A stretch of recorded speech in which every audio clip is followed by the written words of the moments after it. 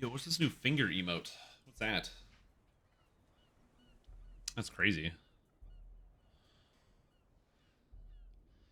Is that good timing? Look at that. Beautiful timing. I love it.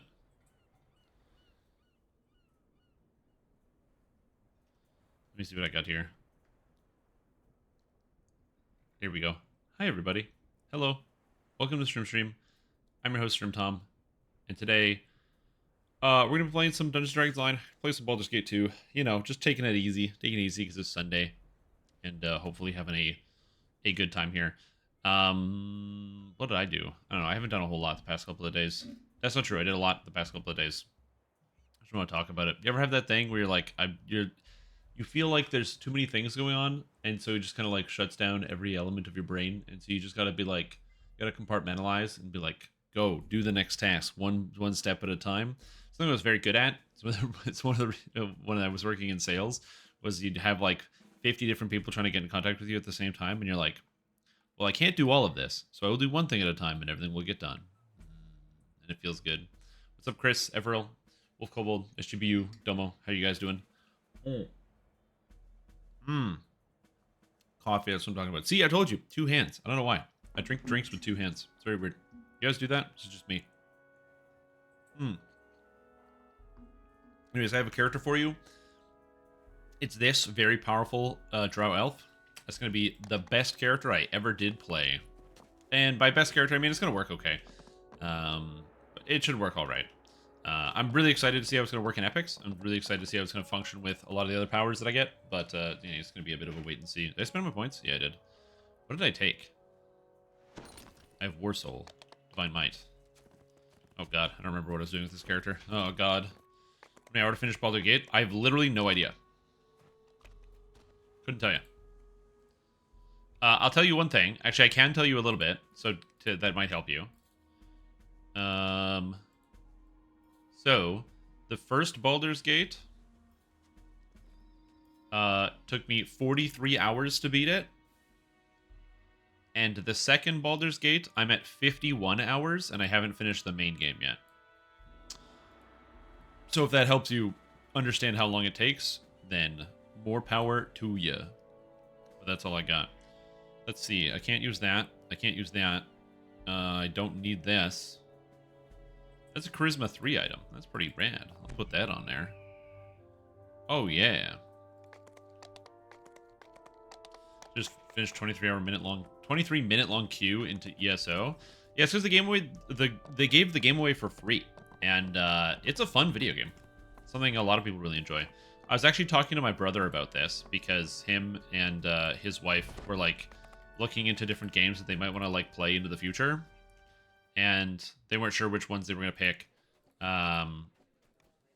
Just different games, you know. And he was like, oh yeah, we might play... or he's like, we might play DDO, maybe we'll play World of Warcraft, maybe we'll play ESO. I'm like, ooh, bad time to play ESO. There's a lot of people playing right now, which is also a good time to play the game because video games are obviously more fun if you have other people to play with. So it's a good time to play. But also, is it a good time to play? Oh, and it's ESO Plus week? Oh, geez, dude. DDO back in the day for a minute to play ESO when it launched. Yeah, I didn't quit DDO, but I did play ESO when it launched religiously for like a solid year. It was a really fun game. It just had gigantic, massive problems. It just had problems that were like the size of a space station. But it was really fun space station to play. So I quite enjoyed myself. But like, it's not like it was a simple game. To be fair, they did a big turnaround, and they made the game a lot better. So a couple things they did, obviously, is... oh, is this a Reaper Harbor group? Oh, snap. I'm going to jump into this party, so I don't have to think about what quest to do next. I hate thinking about what quest to do next. But yeah, so it had a lot of monumental problems. It's actually so many, it's difficult to even recount them. But they had a lot of problems. And then over the course of 2 years, they managed to eliminate most of them. Which I think was pretty good. So, you know, not a lot of games are able to do that. ESO is not a problem for a video game, but it is in the sense that, you know, there's still going to be a lot of things that's easy to find you dislike about it. But it is a problem for your video game in the sense that like a lot of the really stupid MMO things that people hated, they just fixed and got rid of and replaced them with just things like better systems, better designs, things that work better for the actual players that like the game and have developed their individual niche. So it's pretty good.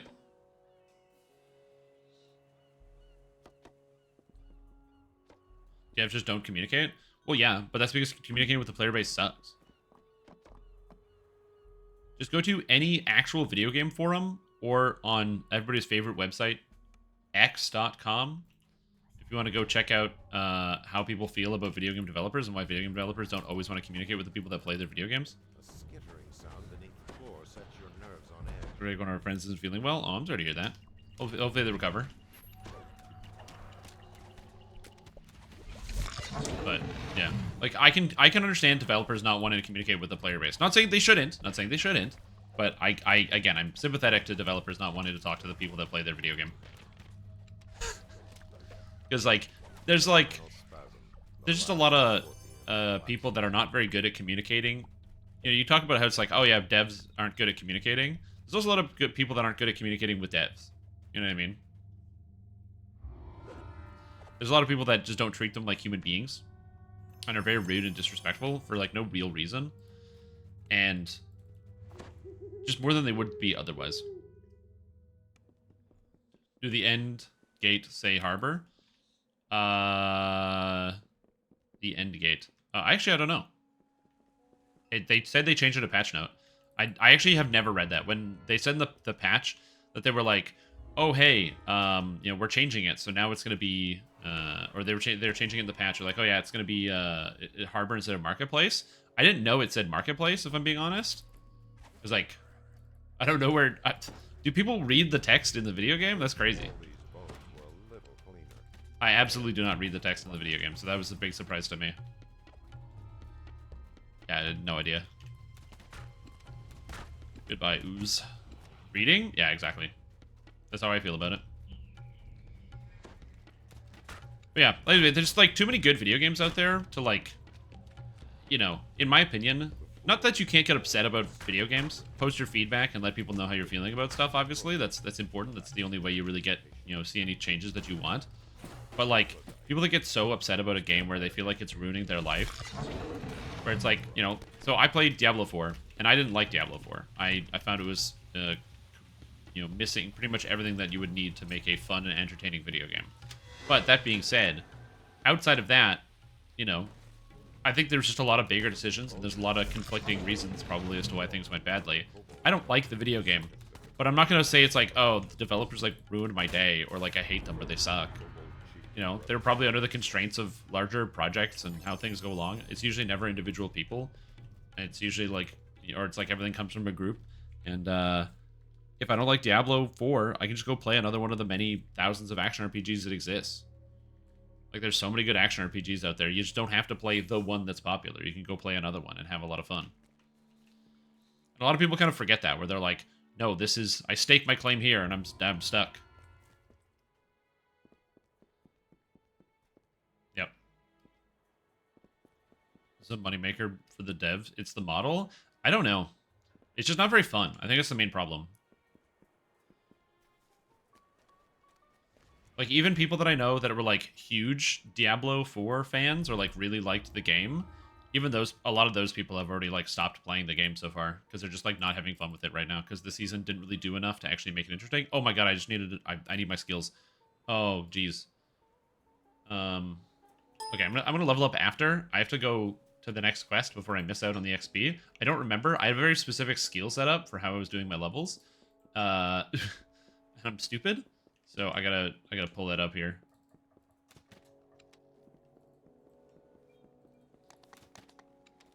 We are here, okay. Oh yeah. Yo, what's up, Ludacris? How are you? Hate the seasonal stuff. Play again once I miss it. Yeah. I think that, again, what happens to a lot of people is they played it a lot when it came out, and then the season comes out, and it changed almost nothing about the game. And then they're like, okay, grind the same thing, but they made it slower and less fun. And it just slowed down a lot of people, I think. Yeah, Virtue, do you hear that PoE beta will come out next year? Yep. So my understanding is that the Path of Exile beta being announced for next year by the way, means that the grinding gear games, it doesn't care at all about Diablo 4. They're like completely unfazed. They're like, oh, this huge game is supposed to impact the space? Doesn't matter. Our release isn't coming out till next year. They're not even going to push. They're not going to rush it. Also, Coits, welcome back to the stream team. Appreciate the support. Hope you're having a fantastic day. Glad to have you back. 17 months is a long time, and I appreciate it. Do anything about superconductors? A little bit. I know that a lot of the first superconductors that were ever created were created using specific types of materials cooled down to near absolute zero to give them their superconducting properties, and that more modern superconductors are used different types of like stabilized ceramics that are able to maintain their superconductor status at warmer temperatures, but that the science they're still working on it, and that it basically has something to do with like at certain temperatures the electrons are able to freely flow from one material to the next with zero resistance, and it's like a property of the superatomic structure, something like that. But yeah, it's the reason why. And also, superconductors are not the answer to everything, because electrical resistance is important for like a lot of different fields. So it's not that, you know, it's a lot of like gates and controls and things are controlled by like electrical resistance, and a lot of computer processes are controlled by resistance. So it's a new tech that will be very revolutionary when they're able to stabilize it. But until then, it's going to take some time. That's what I know.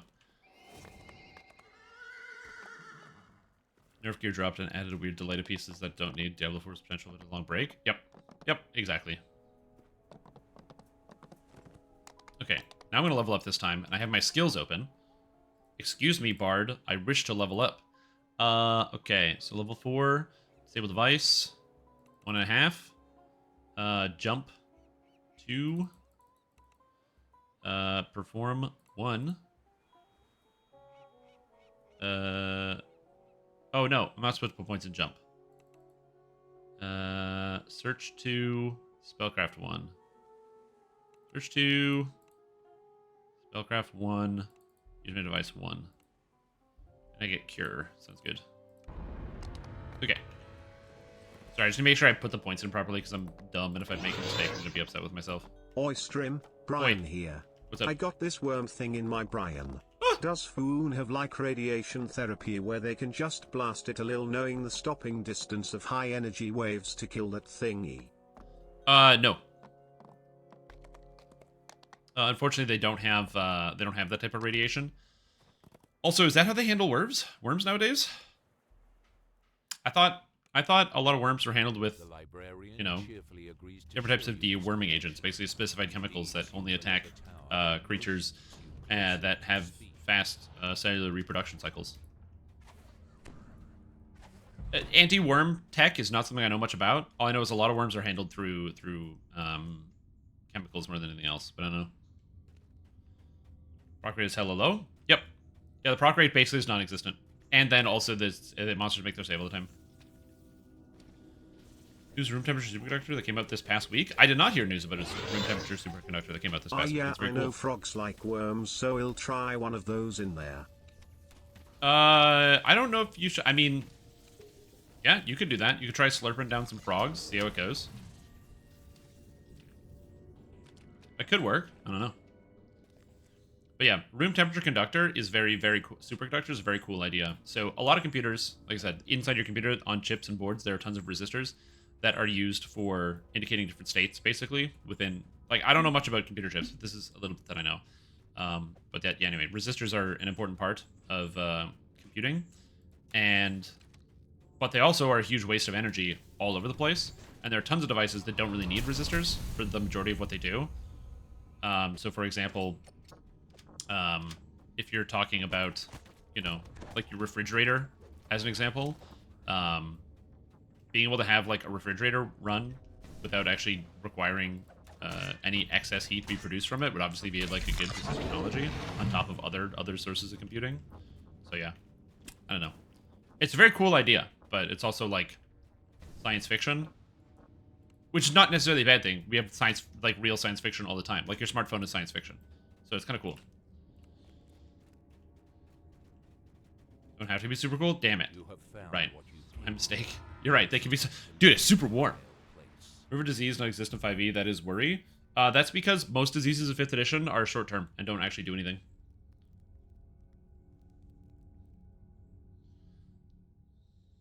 my tricorder. Well, that's just it, right? Like, you can think of any of the communicators from... Wow, Ion's done.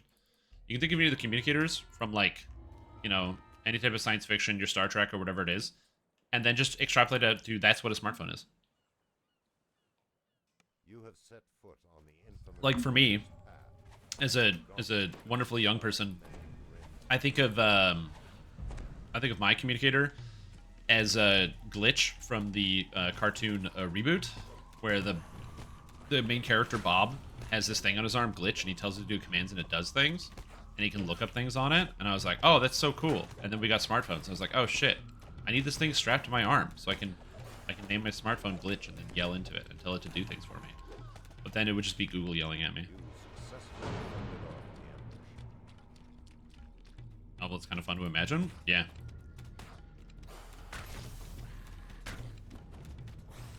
Large bag and not the guild XP? Thank you. To be fair, there was no guild XP on that list. In place of the guild XP was the Iron Stone. So I would have gone for the guild XP first and then been like, wait a minute, Iron Stone. Fun fact about guild XP. My guild is level 200. I never need to take it. Brainworm is very deadly? Probably.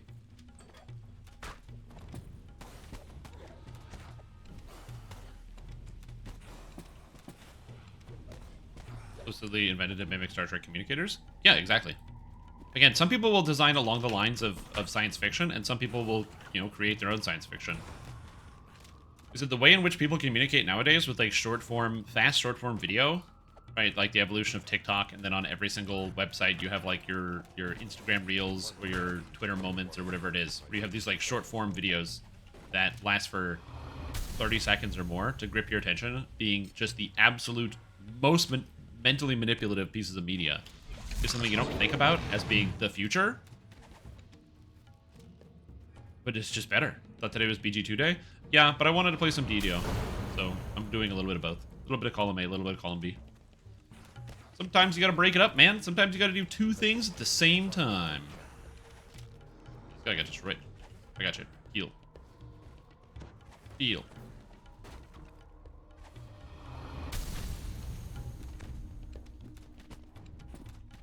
Interview. For old guilds, 200 is a waste of time. Yeah.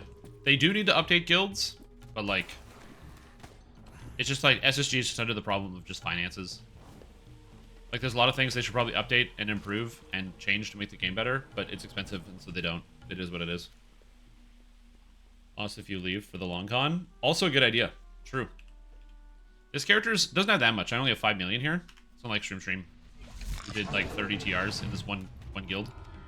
Or 40 TRs or something like that. No easy feat. Have you had rubbing your belly? No, I can't do that. That's too hard. Pick an easier task, please.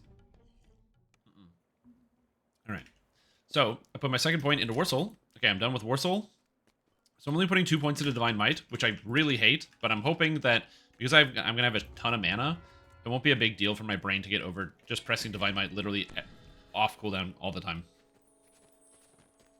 That's my goal. I'm just going to be pressing this button constantly.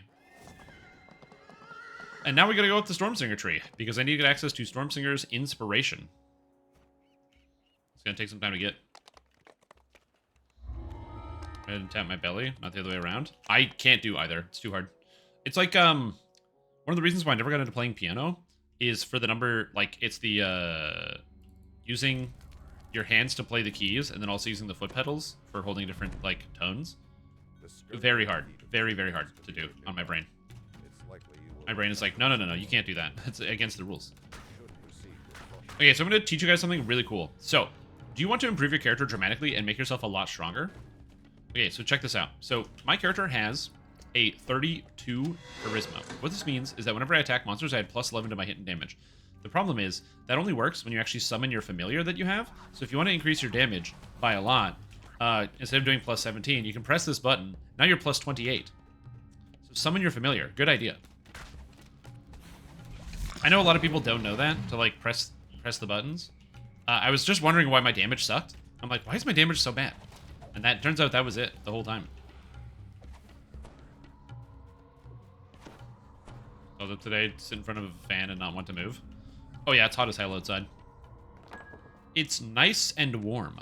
Toasty even. The door is locked outside. Can only be opened when the You might be like, but Strim Tom, you say it's toasty, and yet here you are wearing a sweatshirt. That's right. I like the heat. I'm a maniac.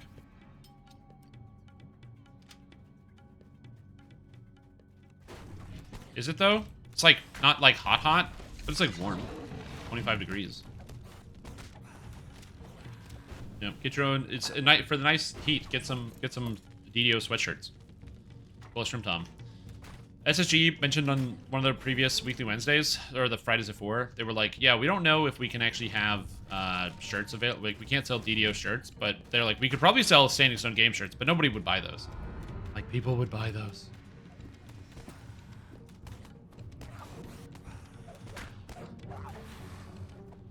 We're used to actual winter's hot.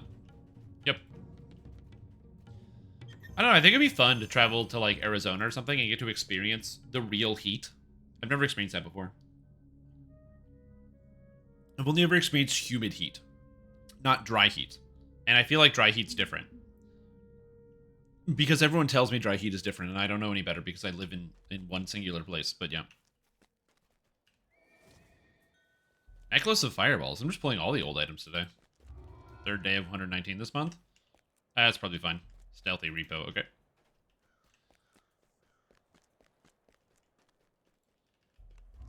Stealthy repo.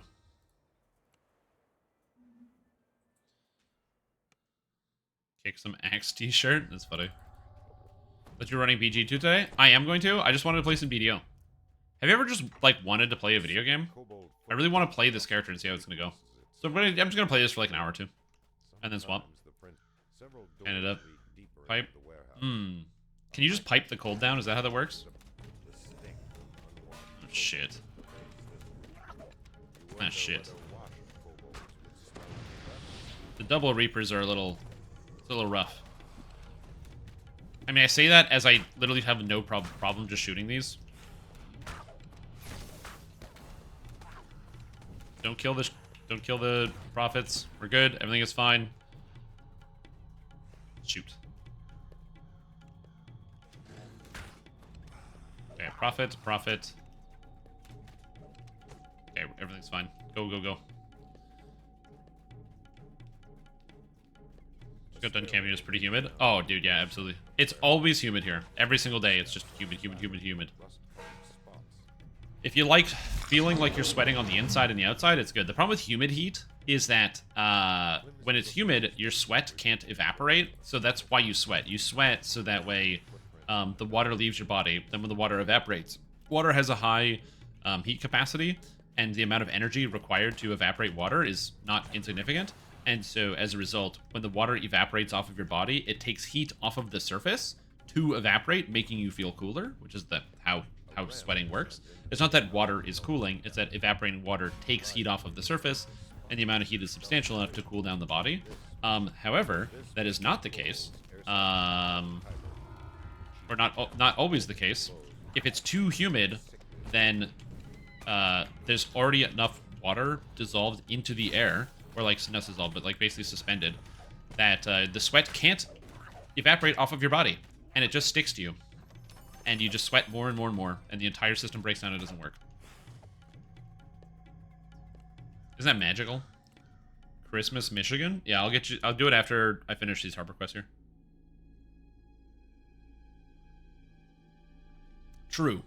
Oh, true. That's happening on the 2nd, isn't it? That's Wednesday, I think. Okay. We'll do something for Monday. Yeah. Monday. We're doing something Monday. We're doing something Monday.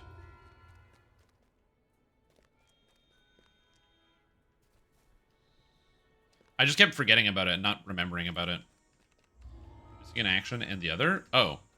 Yeah, this guy's quest pattern is all over the place. Let's go. I love it.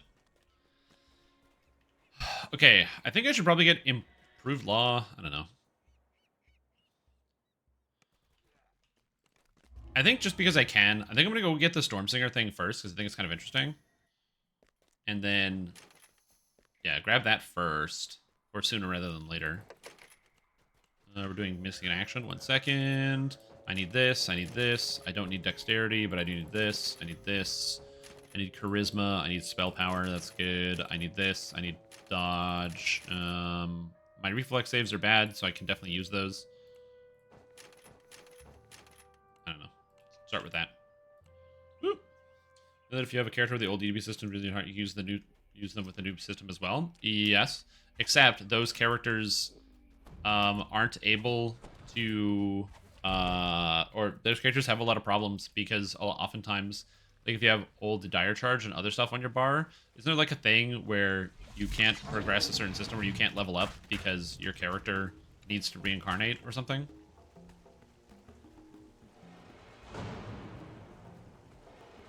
This weekend got a level 10 to cat. There's an XP bonus this weekend? Oh, I forgot about that. Right, there is. It's like a 30% bonus or something, right?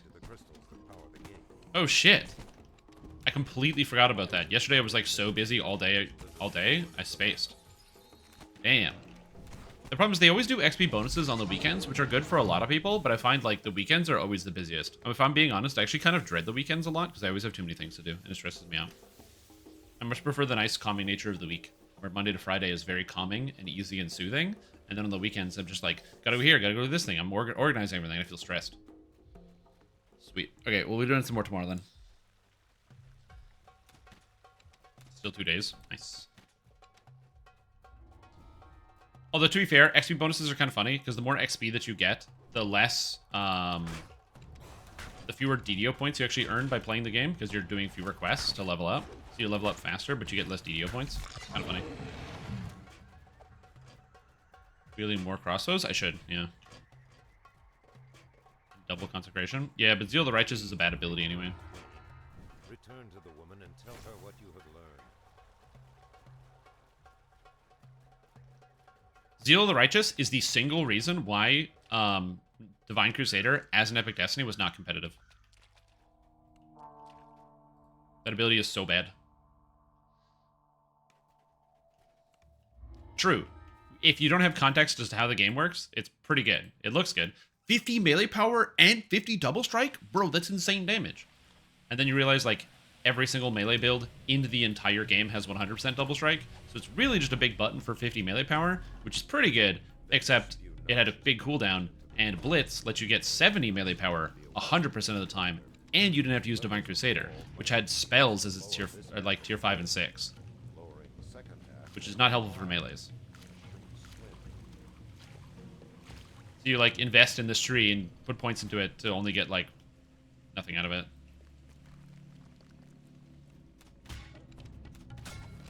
I was a big believer in if either they just made it so it gave you 100 melee power that stacked down, or if they changed it so that it, instead of giving you double strike, it let you, like, give you double strike that went above the cap or something, it would be good, but they never did that. It appears this is the safest place to leave. So it was bad.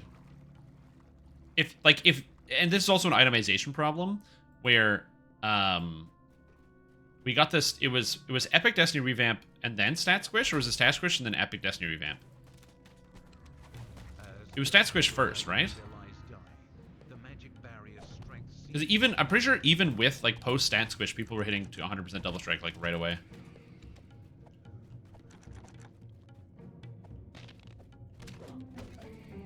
It was Stat Squish first, yeah. Trust me, I hated Blitz. Blitz sucks. But it was just strictly better. That was the main problem. And especially when they did the Epic Destiny revamp, or like Big Buff, where Fatesinger gave 60 melee power, just straight up, and turned the tide. 60 melee power Fatesinger would turn the tide. Oh. And then they didn't give Divine Crusader 60 melee power because they were like, it's a main melee Epic Destiny. Huge mistake. Huge mistake. Okay, apparently we're doing Catacombs next. So I'm going to go do the Christmas thing here. Give me a second. Fun fact, when I've been uploading videos to the VODs channel, so I upload all the VODs, so every time if you miss a live stream and you want to go back and catch up on something I said, youtube.com/streams, this VODs channel. The music that I use for the weather thing, I just pulled off of like a YouTube video as like stock music. And I get caught by it. Michigan?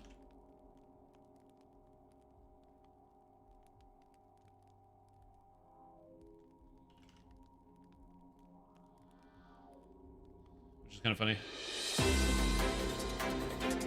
Like this music. We gets picked up interrupt and this like, by the way, broadcast using to bring you a copyrighted special report Oops. on the weather with your host, Strimtom.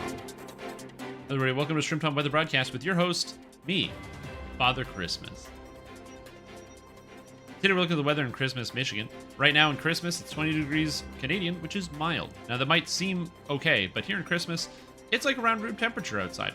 Not too bad, but don't get fooled. That humidity is 55% right now, and it feels sweltering warm if you just sit in the sun, so you gotta make sure you stay in the shade, or else you're gonna be sweating out your eyeballs. Speaking of sweating out your eyeballs, not gonna be doing that too much tomorrow, because temperature's gonna go down tomorrow. There's this weird cold front coming in from the north. Oh yeah, that makes sense. Christmas is coming, bringing down that cold temperature. But that's only going to be temporary, as temperatures are going to be going back up to around your temperate 25 degrees, 75 degrees freedom here during the day. A little bit of rain happening there later in the week. But again, temperatures are going to be quite cool for what looks like August. You would expect temperatures to be higher. But remember, Christmas here, we're right on the Great Lakes, so that really keeps that temperature a little bit more temperate, a little bit more average. But along with that, some more humidity and some more precipitation with thunderstorms rolling in towards the end of next week. So this Christmas, don't get struck down by lightning. Stay inside and never leave your house. This has been your Christmas weather broadcast. Back to you, Strim.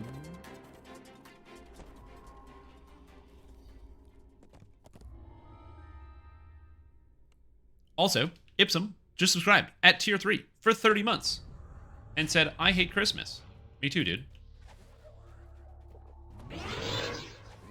What the F Strim, who put all this cum in my cum chalice? You know, people can spend their money however they want, which I find very interesting. There's no restrictions. You can just spend your money however you want. It's a real we live in a society sort of moment. It's a great question.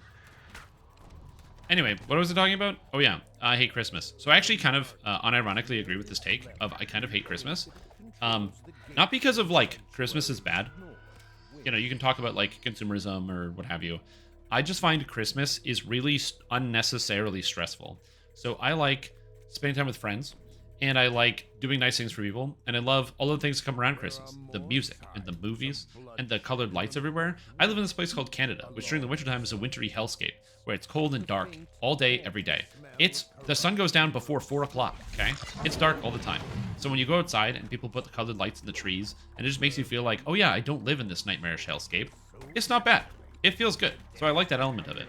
But like the obligations, the travel, the doing things at specific dates and specific times, the like expectations that people have around Christmas and how much of an impact that Christmas has on like people's general well-being, where people put a lot of like, you know, not so much stock in faith, but they put a big emphasis on like themselves around the Christmas time and the things that they want to do. I don't know, there's something about that. I just find the general holiday is really stressful. This also comes from somebody who is like, you know, a child of divorced parents as well, where it's like, you know, it was 15 years of, okay, whose house are we going to this year on Christmas? And which was never a fun conversation when you're an adolescent, so, or younger. So I find Christmas generally is the time of year where I want everyone to just like, let's all have a good time, let's do whatever. Also, please leave me alone. Hospitals aren't great. How's life here? Hospitals aren't great. Wait, you're in the hospital, Kentos? Oh my god. First of all, welcome back to the stream team for 29 months. Appreciate the support, dude. Hope you're doing super duper. And second, damn, that's crazy. What? Because I know that it was only one day. Okay, good. Good. Over the weekend, though? Oof. Kills that weekend, man. Kills that weekend.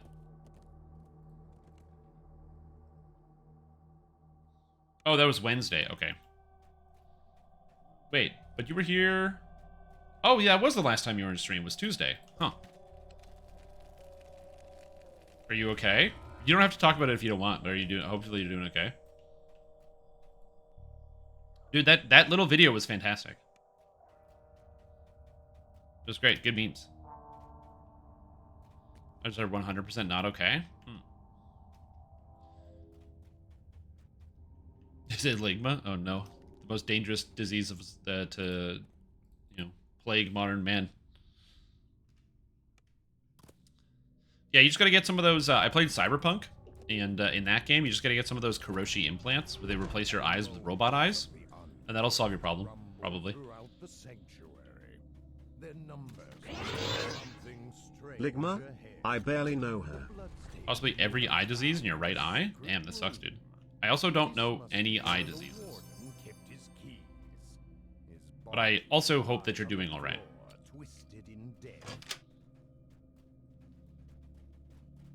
Well, I mean, sometimes, like, hospitals will require you to stay for a certain amount of time for observation. You can leave against, like, a hospital's recommendation. Oppose it against medical advice, but, you know, generally they'll keep you there. So, like, my mom, she's got to be in hospital for 2 weeks. It's been 1 week, so she has 1 more week left. And she hates it. She hates every minute of it. But the hospital's like, look, you had surgery on your back. You got to stay in the bed. You can't go.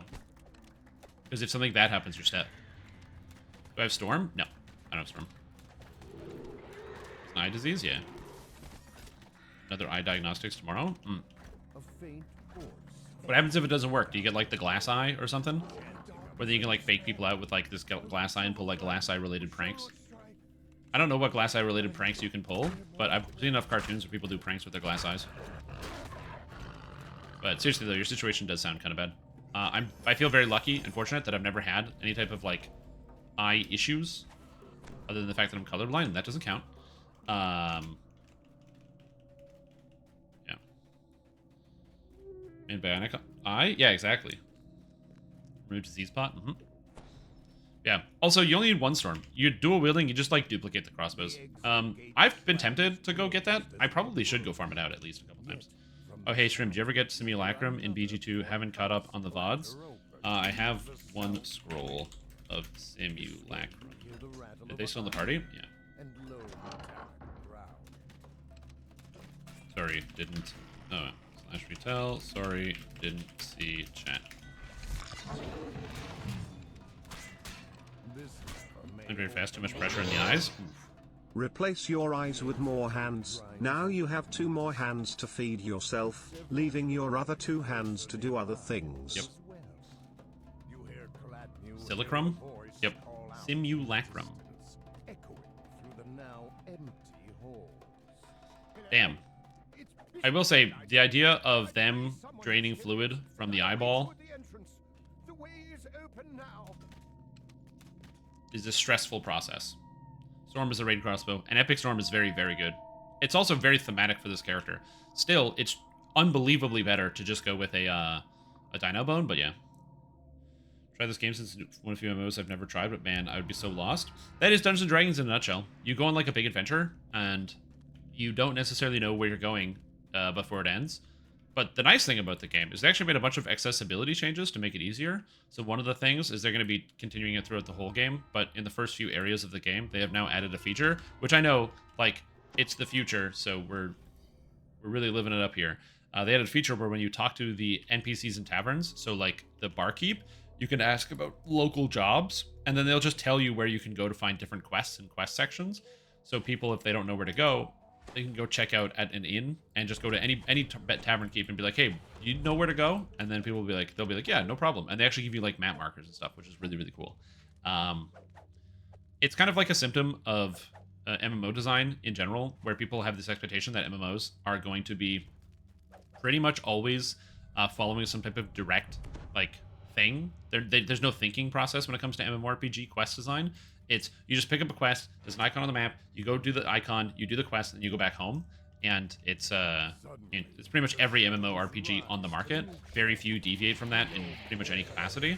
And even a lot of video games don't deviate from that in any capacity. Stream, you've already done all those Oblivion jobs. for helping Why are they still popularize on the that board chain, to be which done not again? necessarily is bad, but when it like overcomes a lot of the whole market, then people lose not so much the ability, but like the desire to try to find things. So when you go back to an older game like DDO, which doesn't clearly mark everything on your map for you, even something like in town, a lot of people give up when they can't find like areas to go. It's one of the biggest complaints. People are like, I got to level 3 and I didn't know where to go, and I stopped playing the game. And it's like, that does suck. But there's so many areas in the game. You just gotta like walk around and talk to the NPCs. But again, it's something that a lot of people don't do. As far as building character without making terrible choices, oh yeah, that makes sense. That's also another big reason why people get lost. One of the I wouldn't say solutions to that problem, but that is something that people also run into as an issue. It's one of the reasons why I recommend people follow a build guide as their first character. Just because it'll help you learn the game and get started a little bit better. Like I myself have put together a bunch of like, you know, perfect beginner guides. Not perfect, but like guides for beginners set up so that you can like learn the basics. Hey Strim, you're a rock in the world. Ipsum told me that was a compliment or something. That's true. I am in the world of DDO probably.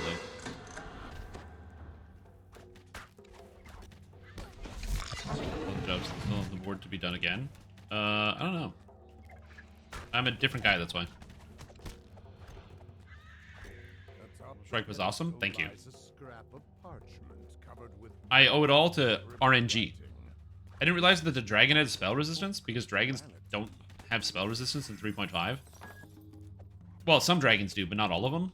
Wait, do dragons have spell resistance in 3.5? They definitely do, don't they? Oh shit, hold on. 3.5 green dragon. Hold on. They probably do. Hold on. Don't they? Breath weapon, frightful presence. No. They don't all have spell resistance. Okay.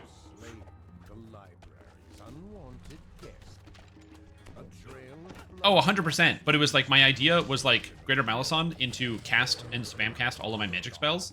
And then I realized almost immediately that it doesn't work because one, I get knocked down, so I can't actually cast anything because of the knockback.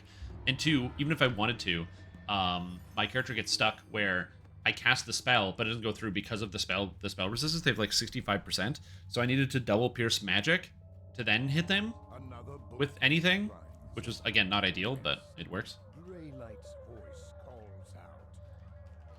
But I didn't know that he had magic resistance, so like 2 tries into the fight, and then somebody goes, hey, by the way, it has magic resistance. I'm like, oh, shit. Celestia is a good weapon. Celestia is a cool weapon, and it's really good until you get to level 29. Depends on the type of dragon. Maybe red dragons have spell resistance? It was a red dragon. Again, I know that in 3.5 different dragons have different resistances, but I don't think so. Let's try red. Red dragon. Do reds have spell resistance? No, they just have DR versus magic. Or DR beaten by magic. But yeah, reds also don't have spell resistance. Magic resistance, I think, is just an older D&D thing to make it so you can't kill stuff. Because in, like, a D&D, there's so many spells that are like, kill this thing. So, you know. I'm going to stream this well because it got super quickly, and I have several more things to do before you're fully fine. Well, hopefully you make a perfect recovery, Kentos. I think I'm stuck on loading screen, so I'm going to relog. That's cool. Because having the NPC with Golden Goblin is not clear enough? Mm-hmm. That's correct. Low resistance level 5 spell. So, well, the problem is, right, is like, there are lots of spells that go together. Pierce magic, lower resistance, pierce shield. There's like 4 or 5 spells that all lower resistance. The problem is I can't cast 4 or 5 spells before my entire team is dead.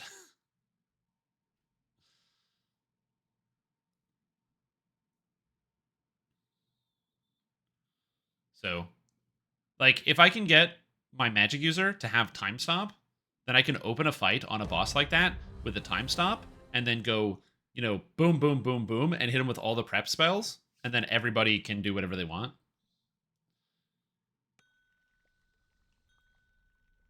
Oh, I made it in. Nice. We get 1 too high in 2 different groups. Nice. Scream at them. Mm-hmm. Yep. Oh, I love when that happens. When you're running a party and someone just is like, they just decide, oh, I gotta level up, and they go level up. You're like, dude, we're doing, you know, like a Ravenloft 10s. Don't take 13. Nothing in my hands. Mm-hmm. Dual crossbows? It's the Inquisitive. Inquisitive is one of the universal enhancement trees in DDO, where you can dual wield crossbows. The Topaz Gate is shut. You will have to find a way. It's locked 5 years. Mm-hmm. It was added with the Sharn expansion in 2019.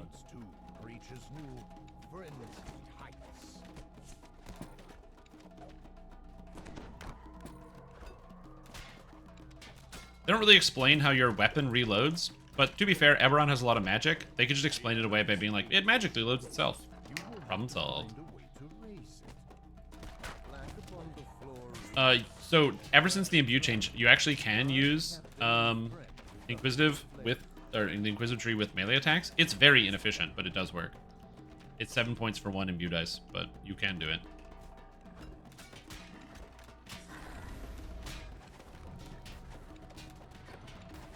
Ellie's going off tomorrow. She's beyond tired of cone life. Yeah, I can believe that. No one wants to wear the cone.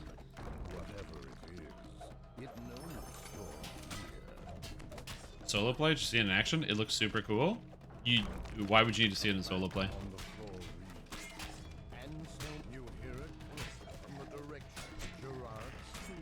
Inquisitive is the best ranged character for leveling.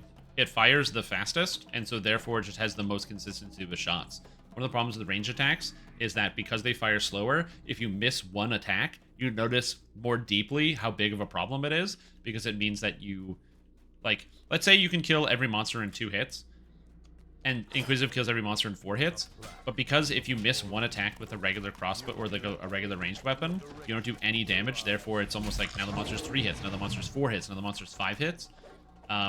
It now becomes a bigger issue. Like you do a less amount of damage comparatively. That's why many shot feels really good, where you go like and you fire really quick. Whereas with the Inquisitive, you have more like individual chances to hit, so it feels better. If it's up to the challenge, oh, Inquisitive is the easiest leveling thing in the game for any ranged. Anybody can be Inquisitive because it's a universal tree, and you can multi-class super easily with it. So you can just do like something along the lines of like a few levels of Rogue, a few levels of Favorite Soul for healing, and whatever class you want, and level through the game easily. Bird past life of Barb. There you go. Some people like Barbarian. Yeah, so I'm playing as a Bard, but you can play any type of Inquisitive you want. Yeah, Inquisitive is very, very strong solo. Since its release, it's been a staple of the reincarnation process. It's also been nerfed twice, and it's still good.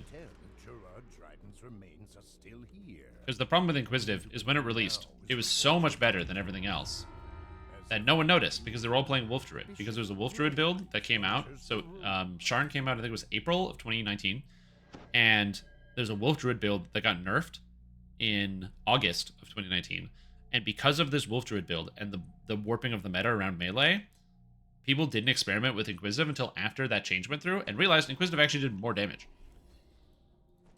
And then Inquisitive got nerfed. And then it got nerfed again. And it's still very good.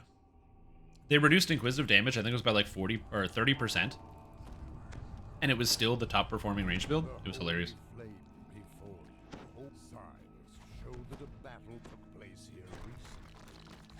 Now, to be fair, they also nerfed Inquisitive a year after its release. So people figured out it was like busted 5 months after it came out, and then you had 7 months of, ha ha ha, nothing stands before you. Yep, and then it got rebuffed again.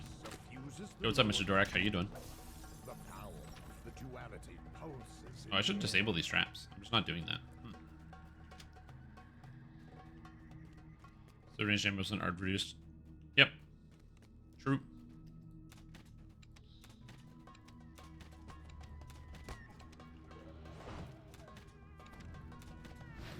Die.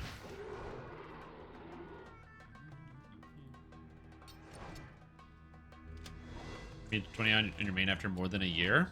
Nice, dude. Yeah, it's like 40% extra XP right now or something dumb. So it's the perfect time to get in and play. Get all that XP, man. You hear a clang from the nearby portcullis. Oh, Inquisitive is not the best range build right now. No. With a rusty shriek, the bard In fact, I'm pretty sure that Inquisitive is like the second worst. I think it's Great Crossbow at the bottom and then Inquisitive after that. And then repeating crossbow, then bow, then shuriken. I don't know where throwing dagger is. It's probably in there somewhere. The same thing as it has been for almost the dawn of time is a thrower. Shuriken thrower.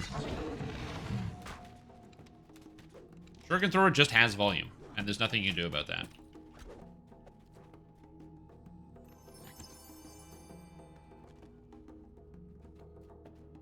Elemental at 20 on a melee. I know why people do it. Yeah.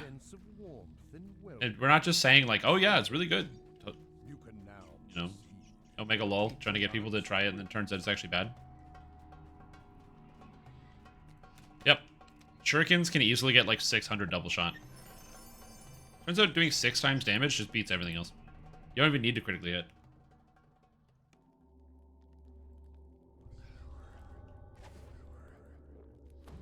Best version Acid? Acid or Storm. So either Thorn or Storm are both good. Depends on where your spell powers come from. If you actually have a character that synergizes with those types of spell powers, like this character is going to be a Storm Singer, then Storm ends up being better. But if you're a character that doesn't, like a Monk or a Fighter or whatever, that just can pick whatever they want, then you go Thorn because it works on more things. Yep, so then you just go Thorn.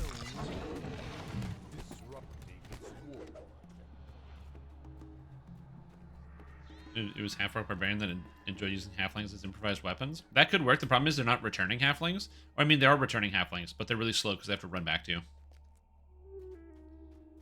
So the attack speed's really low. Voices whisper in the darkness. This is our place now. Before you stand the ward on the third Then sarcophagus, put haste and striders on them.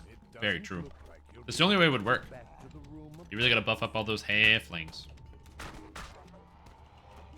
Where are the ghouls? Ghouls. The problems that this character has are pretty much the problems that every ranged character has, which is just that ranged is not always the most satisfying to play when monsters are in melee with you, because there's a lot of like desync in your attacks in this game. grows cold. Something terrible stirs ahead. Near the sarcophagus of Cardinal Performance, first patriarch of Storm, the temple wards have been restored. It is what it is. You should go forward T5 and Mantle on Cap Charisma 2 Fighter Paladin. Depends.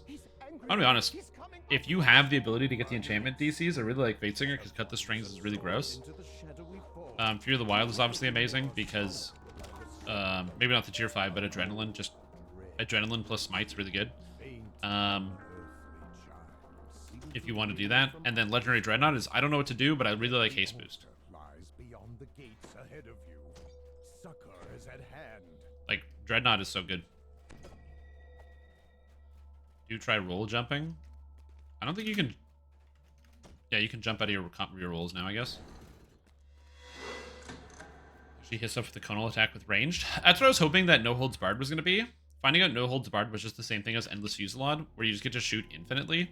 It's cool. Trust me, it's really cool and powerful. But I was kind of hoping the way it was going to work was it would make it so that your crossbow becomes a shotgun. So you get like a spread shot where it's like boom, boom, boom. And every time you fire, it's like a cone in front of you, as opposed to infinite fire. Basically AoE damage to a single target.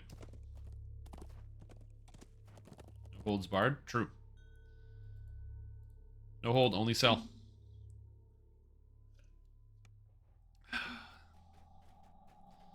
Sell low, buy high. Am I right, ladies and gentlemen? Gotta make that money on that the old no holds barred.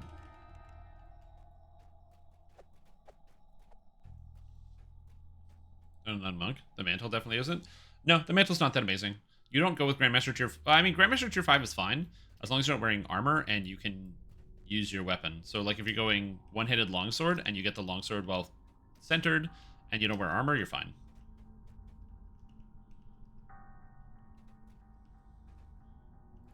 This way.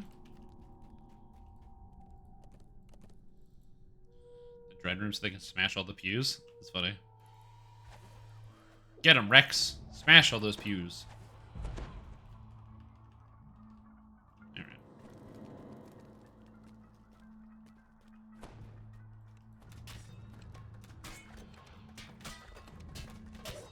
Also, because my character...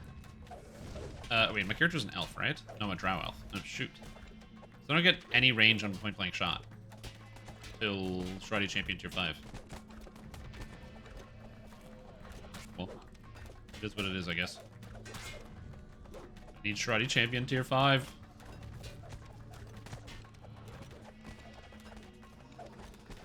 How do I get Boral targets? Oh, I wait till level 5 and I get the bracers. Okay. Should make Airship Beacon look like bacon because Airship Bacon is better. I'm surprised they didn't do that as a joke and add airship bacon. I always assumed that actually is like a joke that writes itself. I don't know why they wouldn't have done that.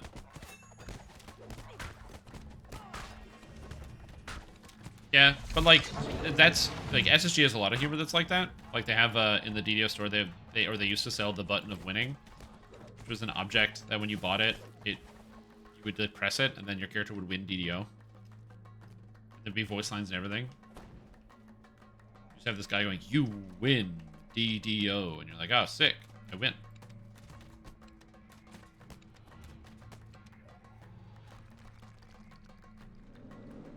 Oh no, it's archers.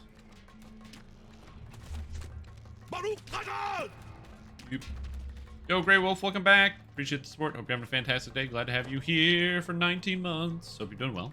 Hope you're enjoying your Sunday. It's a beautiful day outside today. Here, anyway. I don't know what it is like where you are because I don't know the weather where you are, but that's okay. It'd be weird if I did, wouldn't it? We have that before? It's just completionist? Well, yeah, but you can just buy the button. Does expire really soon? Yes, I do that. We're going to be doing that all on Monday. Monday. It still does, yep. Past lives, heroic. You win DDO, and then other things. Racial Completionist also says you win DDO. But Racial Completionist really means it, because Racial Completionist is more powerful than Heroic Completionist. Thing is, it takes 3 times as much effort to get, so usually I recommend every single person get Heroic Completionist before Racial Completionist. Yep, you win every DDO. Win them all! Alch and Bard. Both are very powerful. I'm surprised you staved off playing Alchemist this long. Alchemist is like far and away the best caster. It's so good.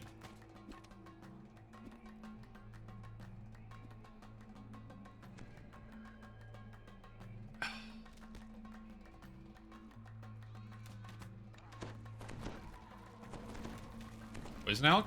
Yeah, that's why instead of playing Poison Alch, you just play Bombardier Alchemist and blow everything up.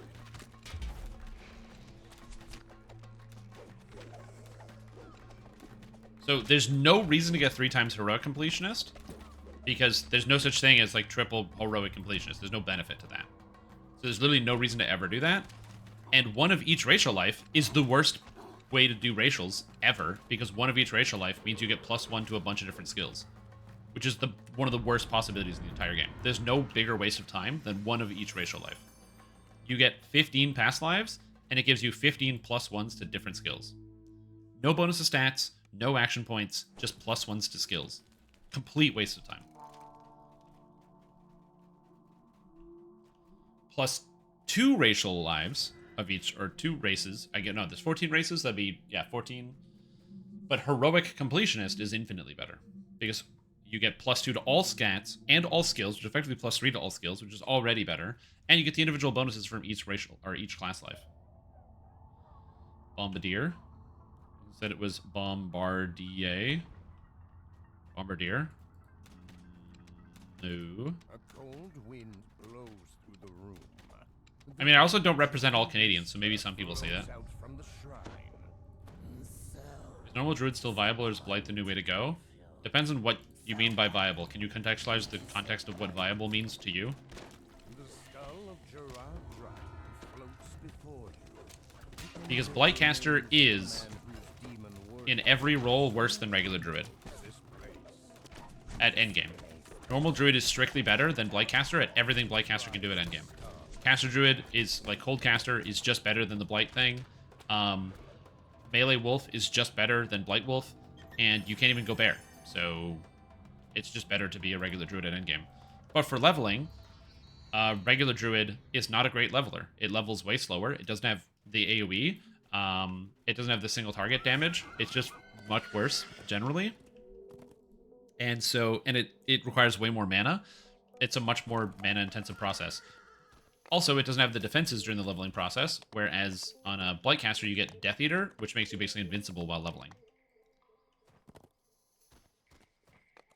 So Blightcaster is the better leveler for sure, but once you get to level 32, if you have to choose between Druid and Blightcaster, Druid is better in all capacities than Blightcaster.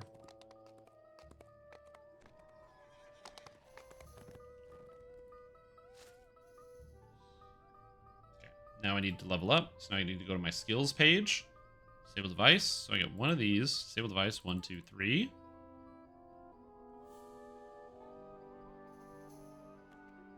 Jump. 2 points.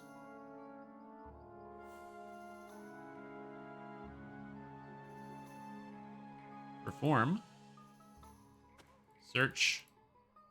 UMD.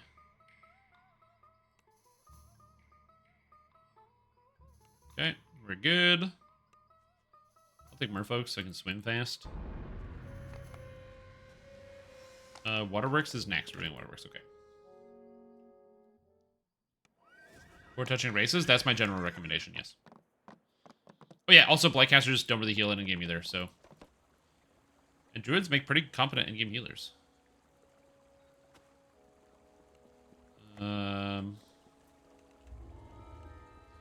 Bard feats. I get Bardic Inspiration now, which is nice for skills. Ooh. Heroic, triple racial, and triple epic. You really win DDO? Yeah. You don't need to do triple heroic. Triple heroic is the least value of anything. Triple racial, super good. Triple epic, super duper good. But triple heroic is only really been worth it from like the completionist standpoint where you're like, I gotta do it.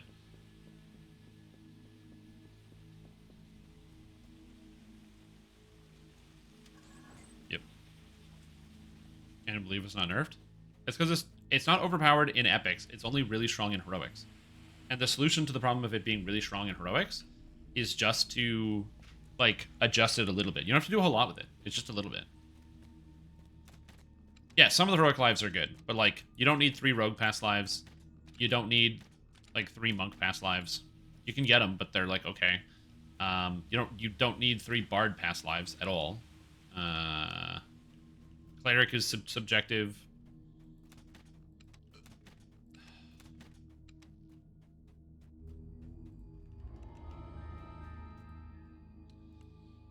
Past lives are good for trap saves. Yeah, but also just have hit points and you don't worry about traps anymore. You just run through traps and who cares?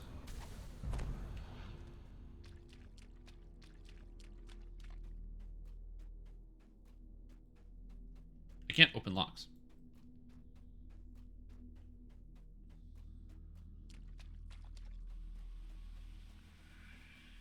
It's going to be very tricky on low life characters. Yep, it can be.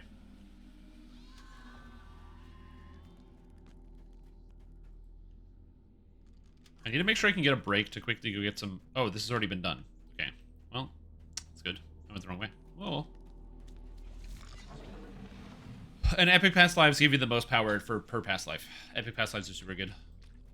Because they give you a passive and an active component, and both of them are good pretty much all the time.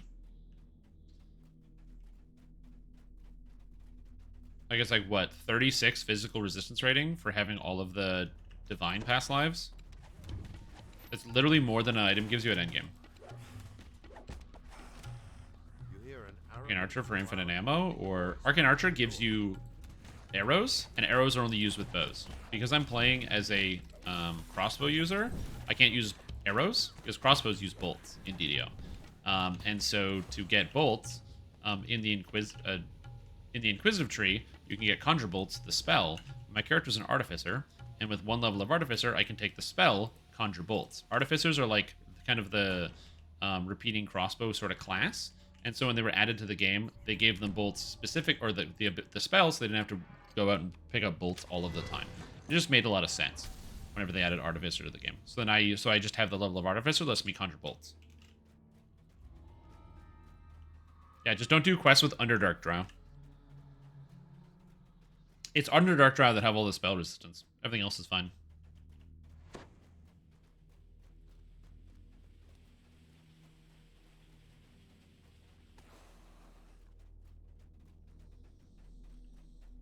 Yep. In Epics, Death Eater loses a lot of its value, because especially once you go into higher Reaper mode, monsters will take out down your entire Death Eater in 1 hit.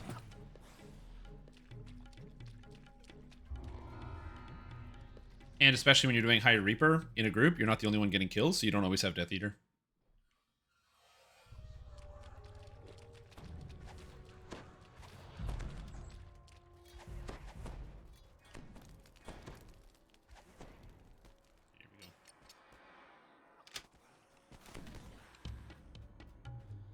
It shows you what level you took each feat at. It's a great change when they added that one to the game.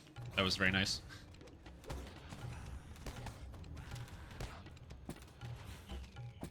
Woo.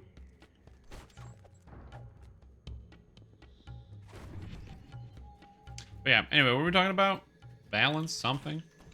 Will Epic Divine be enough PRR to endure Ballista as Storms of the Beach? I don't know. I don't do that quest. That quest murders everyone that tries to do it, so I just don't do it. So I don't have to deal with the problem of dying to everything. Saves me a lot of time. I just don't do those quests in Epics. Also, because those quests give, like, less XP than heroic quests, so there's no reason to do them. I still don't understand why people do the Epic version of the Denith chain. The amount of XP they give is so small. Like, consider that you can get more XP just doing the explorers. Just the explorers of Saltmarsh. Just walk around Saltmarsh and tag all the areas, which takes you maybe 10 minutes. It clears off the entire map of Saltmarsh. You get a couple of rares along the way, and you will get more XP than doing like 3 of those quests combined. It's absurd.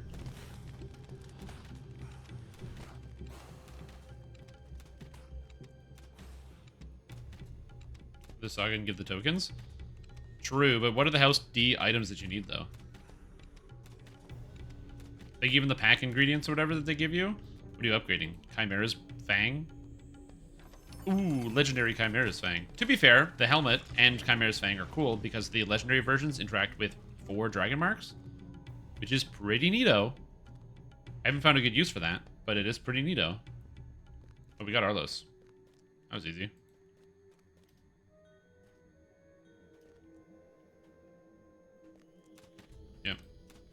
Perfected Jits Tetka? That's true. I did make a perfected Jits Tetka. You got something there. I see what you're saying. I understand. Dual hand crossbows, the true drow experience. That's right. Everybody, somebody call Lolth and tell her I'm coming home, baby. Got my hand crossbow ready, poison bolts and all. God, I'm so happy to get into the Underdark in Baldur's Gate 2. The Underdark is so much harder than every other area of the game. The drow all being super duper tanky and everyone having spell resistance and them all casting level 7 and 8 spells all the time. Oh my god.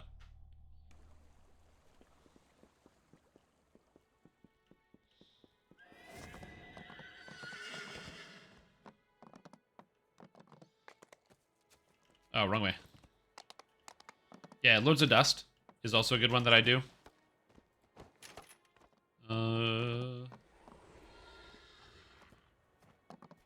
I don't cast any of these. So do I take crit or bard songs? I guess I take 1 bard song. I can take cheaper maximize, I think. I don't want to take 6, but I do want to take some items out of here. Double checking. Voice the Master I don't need. Okay. So give me the Lotus Mail. Give me the ring. Give me the Cold Iron Bracer so I can hit the monsters. Sort.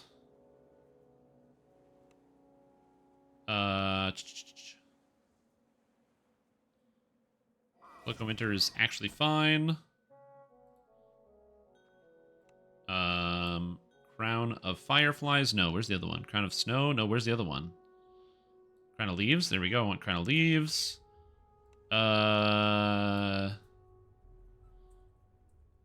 Dustbone Ring is fine. Amber Pendant is fine. Dead Ringers is fine. Although I much more than Dead Ringers want the other gloves, these. I also want this. And the Raptor Tooth Necklace, also good. Okay, I got everything I need. Oh, can I change armor while moving on a horse? Yes, you can. Oh, baby. Let's go. Which skin do I use? For my user interface. So I'm using, if you exclamation point UI there, somebody did that in the chat already for you, so that's good. This is the Gothic Bites user interface that I got set up here by Tor Method Gothic Princess. You can download it in the link there in the chat. So you can download the skin there. 99, nice. Black Dragon Pet? That sounds awesome. Just overlapping each other? That's fine. Confident spellcasting? Mm-hmm. I imagine that even pre-3rd edition, they're still dangerous.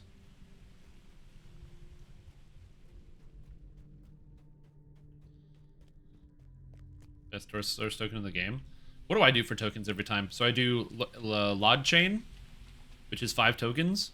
I do Spies in the House. I do Vaughn 1 to 4. I sometimes do Offering of Blood, but not always. I definitely don't do Wiz King. I do the 2 quests in the Red Fens. Fathom the Deeps in the other one. I think I get maybe 14 to 15 tokens per TR.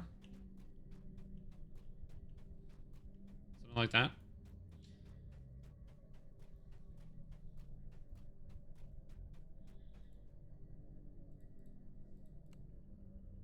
Somewhere in there. I love how I have 1,000 spell points, and I absolutely do not use them for anything.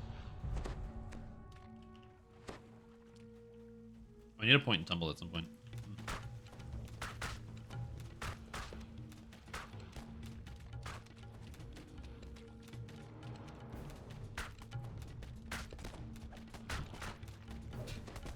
Goodbye.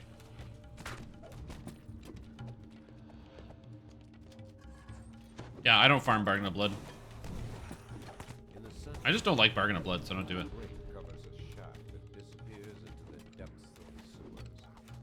Sometimes a cool score, yeah. I think it's because I have 2 classes that scale off of Charisma for spell points. My Charisma is 36 at level 5. Oh my god. I love Past Lives and Tomes. Past Lives and Tomes and Completionist. If I was a ratio completionist, that'd be a 40. Gross. 41. Sorry.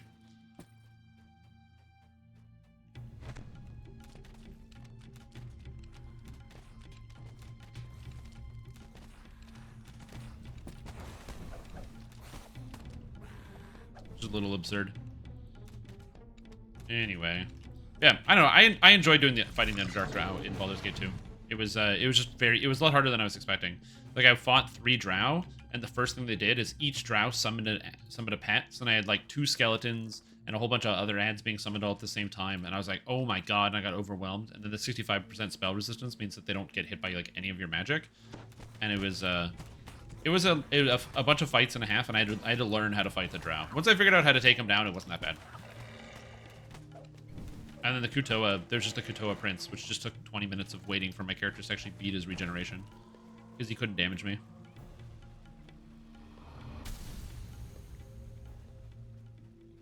Someone play ESO because the guild bank storage with all my spare crafting recipes? No, you can't tell me. Yeah, I'm just watching him. He's just like running back and forth. It's because he kept failing morale checks because he was losing so badly. And then was like, oh, I gotta run away now instead of actually fighting. And then he's regenerating at the same time. I could have done something about it and made it faster in 1, but I was like, no, this is working. Yeah, I found the trick with Mind Flayers is Hexat.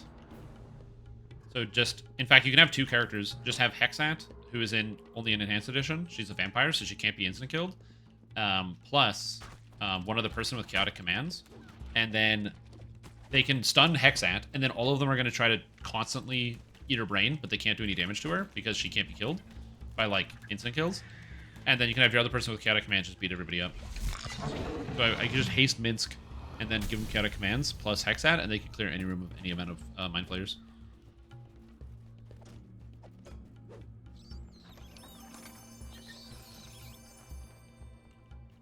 Beholders, though. Beholders are a big gamble. A lot of resetting.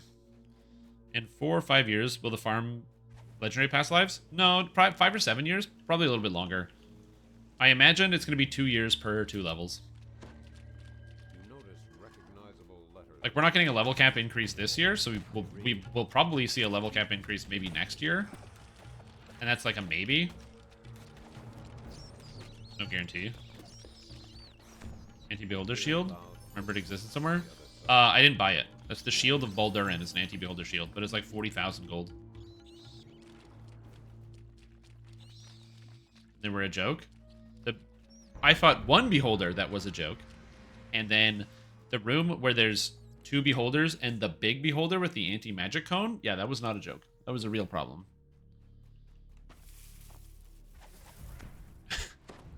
The big beholders in Baldur's Gate 2 are no joke. But if there's just one beholder can't do anything. You just hit him with command. I don't know why. Command is just the best spell in Baldur's Gate 1 and 2. Command. Yeah, nothing beats it. You just press command and it's like, oh, I gotta lie down now. And it works on everything. It works on animals. It works on beholders. It works on anything. Chromatic Orb is best? No, command's way better. Because Chromatic Orb is a save at +6, so it never works. Even with Greater Malice on, it's still not good enough. But command? Oh, dude. The only thing that beats out command is Greater Command. That's AoE and a -2 on the save.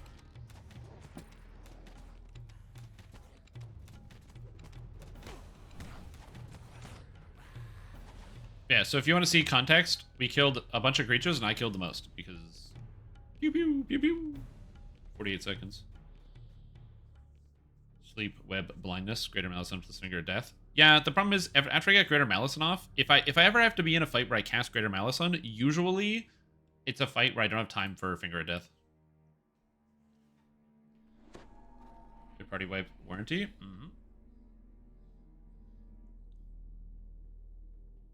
Yeah. I also haven't killed anything with Finger of Death yet. I have cast many. It's never worked.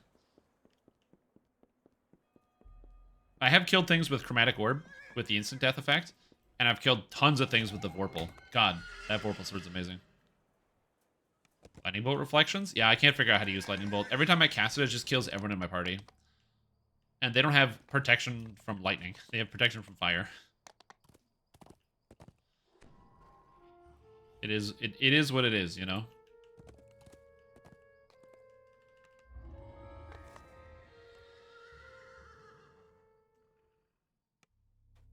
Yeah, fun game. And I'm excited to play more of it and finish it off. Like I said, my goal is to finish Baldur's Gate 2, finish Throne of Ball, and then if I have time, like create a save before the end of Throne of Ball, and then go do the finish Watcher's Keep. If I have time, before Baldur's Gate 3 comes out. DDO is going to be down for like 12 hours on Wednesday, I think. Or something like that. So I should have time to, because the new store update. So I should have time to beat that.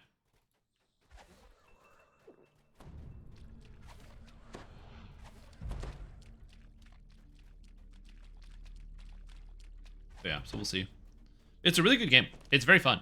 I could see, like, the Enhanced Edition's pretty good, but I could see someone actually making, like, a remaster of Baldur's Gate 1, or Baldur's Gate 1 and 2, just with, like, prettier visuals. I think that's pretty much all you need to do, is prettier visuals, and also just a few more explanations. So, like, if the chat log that was at the bottom, if it hyperlinked stuff, that would solve so much of the problem with that game. So what I mean is, if it was like, oh, you know, Beholder casts whatever spell, like when I cast a spell on an enemy and it was absorbed by Spell Trap, and then Spell Trap was highlighted, and if you put your mouse over it, it gives you the spell description of the ability Spell Trap. That would go so far in helping people understand how the game works. And not so much making it easier, just make it so it's just more accessible, so you don't have to have, like, the guidebook open next to you. That would be something like that would be a huge improvement to the actual game and the experience. Which, again, I'm going to beat the dead horse all the time, but that's how they do it in Pathfinder Wrath of the Righteous. Which is why I think for me personally, I think Wrath of the Righteous probably is the best CRPG I've ever played. Well, it was made by nerds back in the day, but also the game came with a book that had all the spells in it. A physical book. But I didn't get no physical book. I'm a millennial. I wasn't even born yet when this game came out. So when I got the game on Steam, I didn't get no physical book. There's a digital copy of the physical book that's like halfway down the store page that I didn't even notice the first time looking at it. Now, also for me, I'm very fortunate that I can just yell at Twitch chat and be like, guys, how does the mechanic work? Guys, how does this work? Guys, what does this do? Guys, how do I do this? Help me. And people do it. But yeah, like I said, nothing crazy. Not like tell you how like everything in the game works. Just like have little hyperlinks in the chat. So when a monster casts a spell, it'll give you a hyperlink of the spell so you can see what the spell does to you.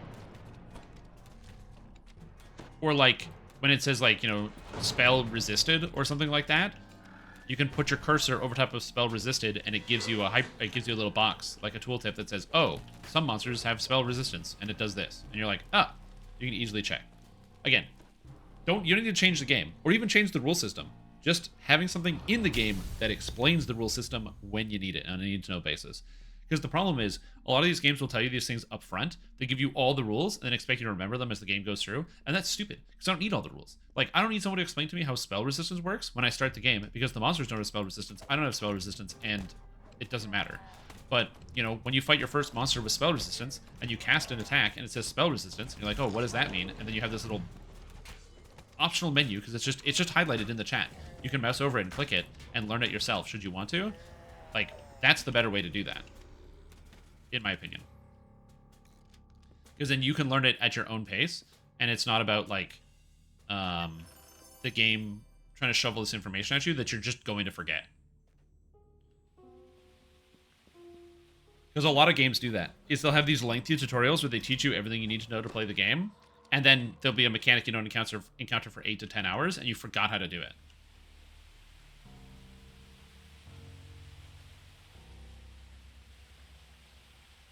It's like the same thing. Like, you ever start a job anywhere? In fact, actually, I'll just appeal to anybody that's ever worked as like a cashier, ever. If you've ever worked as a cashier, you've worked with a cash register. And a register, or computer system like that, will, not the cash register, but like the computer system or the register that's connected to it, will have functions within it.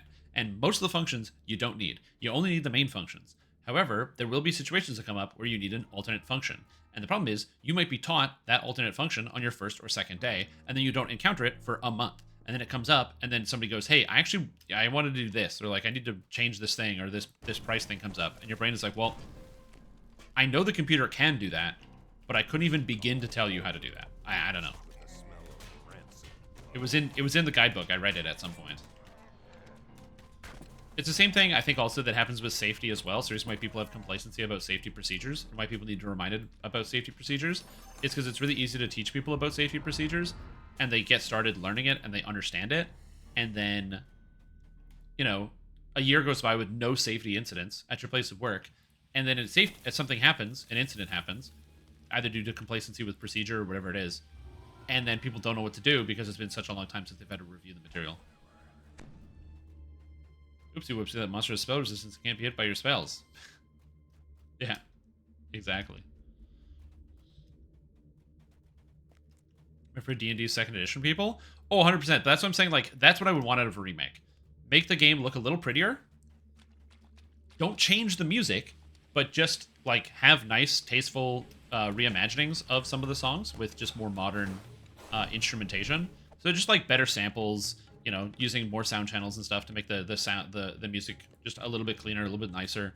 And add in hyperlinks and hooks and stuff.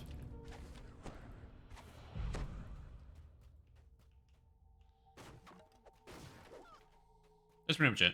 Because the music isn't even bad in that game. It's just, you know, give it a nice coat of paint.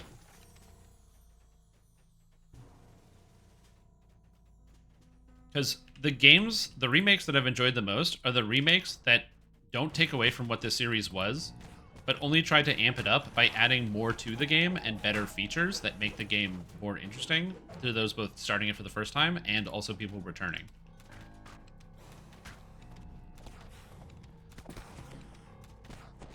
So, they like that.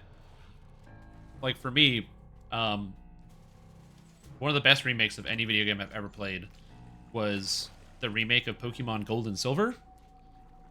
Because Pokemon Gold and Silver came out in 98, I think, or 1999, and came out on Nintendo Game Boy. Good game. And probably the stepping stone of the entire franchise by basically helping catapult it into the future by saying, yeah, we can make more of these things. But the remakes that came out, Heart Gold and Soul Silver, came out on Nintendo DS. And they changed pretty much nothing about the base game, but only made it better. They improved the visuals, they added fun little extra features, like you can see your Pokemon traveling with you. That's always fun. And better, they really amped up the music and better visuals and animations. They cleaned up some of the things like the bugs or things that were broken or didn't work. And it just felt like it was like a new game, but it was the same game you still remember, and it feels really, really good. They didn't change anything or ruin anything or take any of the things that were fun. They just shined it up and made it better with more modern features. And I'd love to see something like that with, like I said, like a game like Baldur's Gate 1 and 2.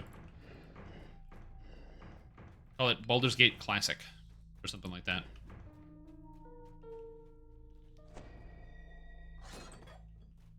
Or yeah, Baldur's Gate, like, I don't know, remaster? I don't know. Package it with Baldur's Gate 3, I don't care. The problem is no one would ever buy that. Maybe after Baldur's Gate 3 comes out. A chill passes through your body as you pick up the barely The problem is it depends on who you'd actually give the project to. Because I wouldn't trust Larian to make a faithful recreation of Baldur's Gate 1 and 2. And they're the people who made Baldur's Gate 3, so.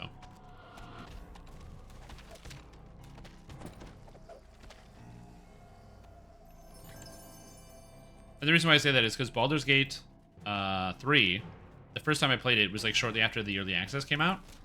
And like it was like the week of the early access. And in that game, obviously they've changed it since then, but that game is very, very much Divinity 2. Apparently they've changed it, and it's no longer as Divinity 2 as it was. But yeah, I feel like a faithful recreation is something I'd rather go into like a studio that's good with those types of remakes and stuff. I played Neverwinter Nights 1 and not Neverwinter Nights 2. Sounds like it'd be fun, though. Dungeon crawling focused Undermountain game. That could be kind of interesting.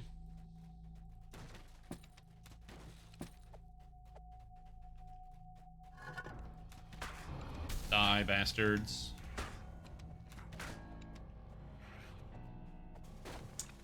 Can I cast this spell? Oh.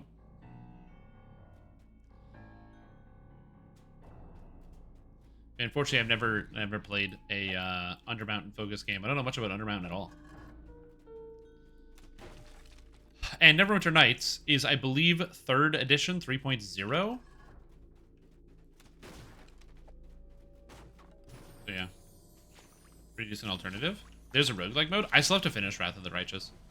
That's my current plan when I finish up Baldur's Gate 2 and 3, is I'm going to finish Wrath of the Righteous because I really want to. Alright, anyway, so I pulled this, so it's done. Anyway, I'm going to go get a glass of water because this group is going fast. This is perfect time.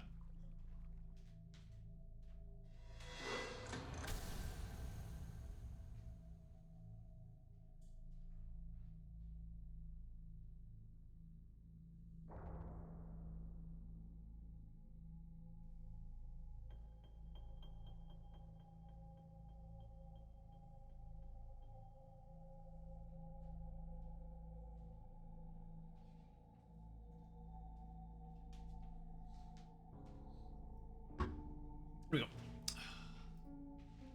Yeah. I'm assuming Neverwinter Nights 2 is also 3.0. Let me see. Neverwinter Nights 2. Oh, actually Neverwinter Nights 2 uses 3.5. It says here it uses 3.5 and not 3.0. Interesting.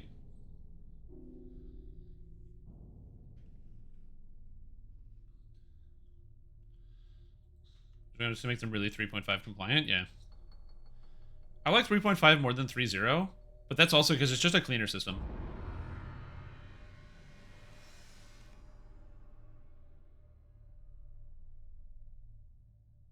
Expansion campaigns are above average, and also modded compounds, or not compounds, mods and like custom adventures and stuff. There's a lot of really good Neverwinter Night mods and Neverwinter Night servers out there.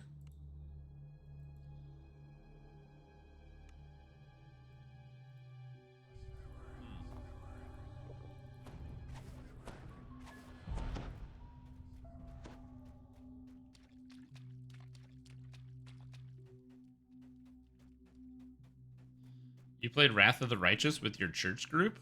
That's interesting. Aren't most churches like D&D is sin or whatever?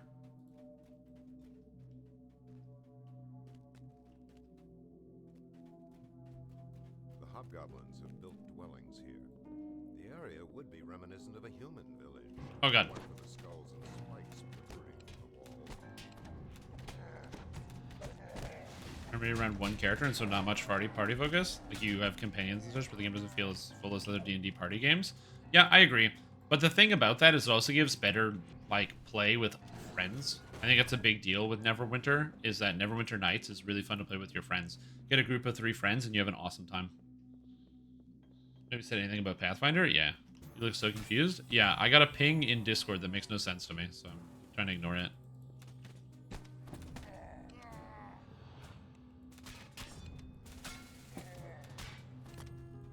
Not playing with dice. Don't play with dice, friends. I mean, there is something to be true. Like, you could extrapolate the statement, don't play with dice, to be like, you know, you shouldn't take big chances or big risks. Which I can feel like that could be one of those, you know, misconstrued, like, Bible verses, where it's meant to be like a parable or an allegory, which is like, generally games of chance are not a good way to lead a life or to be successful, because games of chance, you know, if you're not prepared for the outcomes, you can become devastating and have a lot of negative consequences. Which is not to say that everyone can't engage in it, but like, there are negative consequences to games of chance, especially if the consequences are real. So I can understand that. Also, gambling destroys people. So again, I also understand that. Speaking of gambling destroys people, anyway, but yeah, so I can see that, like, being the argument, you know, as to why it's like, oh, this thing is bad because of all these, like, perfectly rational, hard to argue reasons. But then people do that thing where they take stuff literally. And they go like, well, obviously the interpretation is that, you know, it's got to be directly translated to sin or whatever it is. And then, you know, things just go, the snowball happens. I know, dead or senile? I don't think so.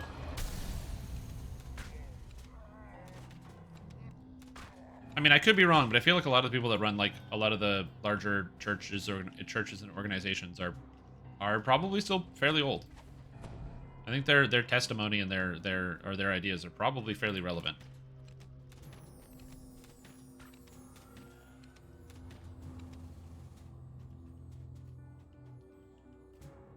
Changing that for good or bad? Heavily censored? Maybe. Well, Baldur's Gate 3 is a bit of, like, I want to say it's not heavily censored, but there is a scene in Baldur's Gate 3 where, oh, somebody's already doing this. Oh, no, they're not. Yes, they are? Yeah, they are. There is a scene in Baldur's Gate 3 where, you can spend time with people after dark, in bear form. Cutscene that was making its rounds on Twitter, so, you know, it is what it is. Sorry, X. Sorry. It's too hard. Destroy your life with the gold roll? That's right.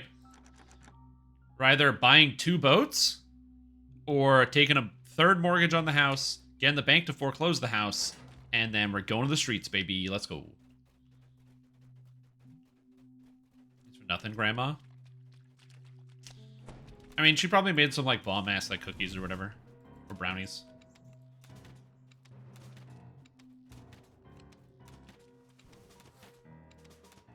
Days when dice were focused on gambling? Yeah.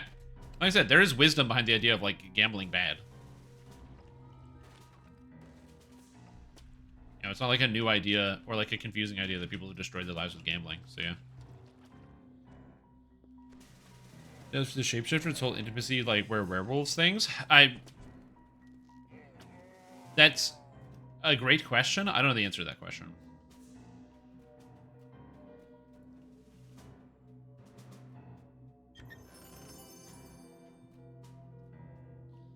I think that's one of those things where you get into, like, legal definitions that aren't helpful for colloquial definitions.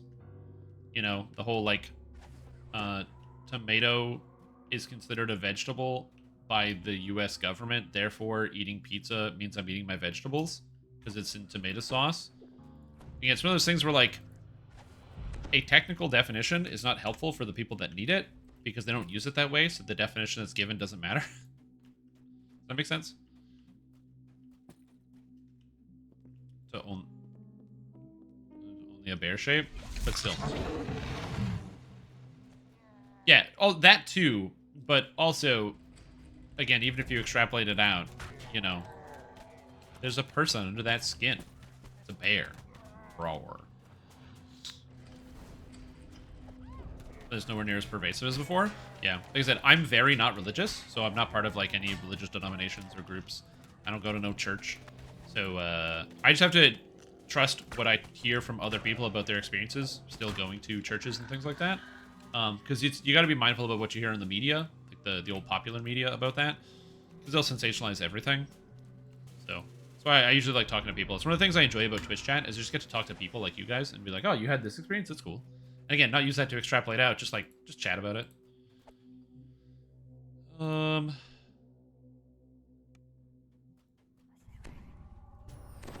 What? Your magic spells.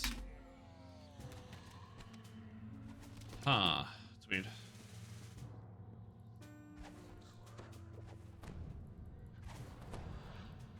A bear roar? Yeah, that's an emote in the chat. What's up, Zixel? How are you doing? How's your day going? What's up, dude?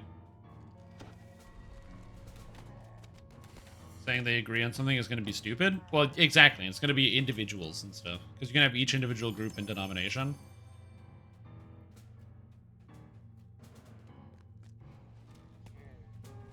Those still are?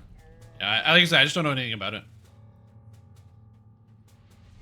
So just convert others later on and turn them into tentacle faces? Maybe you can. Maybe they're hiding it in somewhere in the options in Baldur's Gate 3.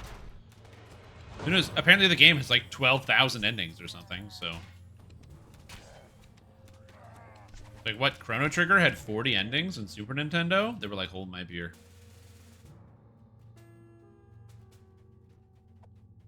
Doesn't work on Maroots?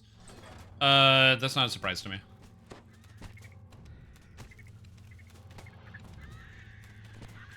It's not a huge surprise. I can believe that.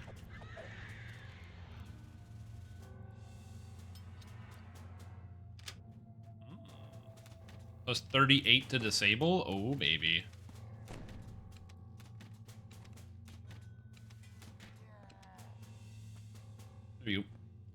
Word of Bounce also doesn't work on slats, which is funny.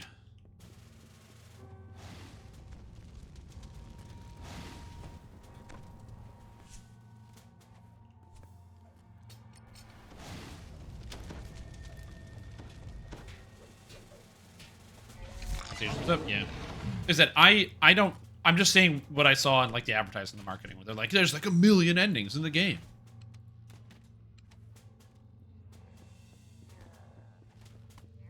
Because they obviously only have like a limited number of actual like impactful story endings. There might be a lot of different ways in which the game can technically end with different permutations of your actions that you take throughout the game. There's really only going to be so many that you actually take anyway. Come up with a quest by quest min trap DC spreadsheet.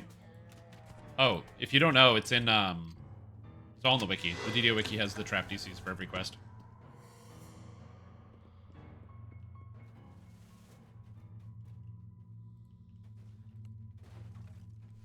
For R1s, Elite's the same DCs as R1.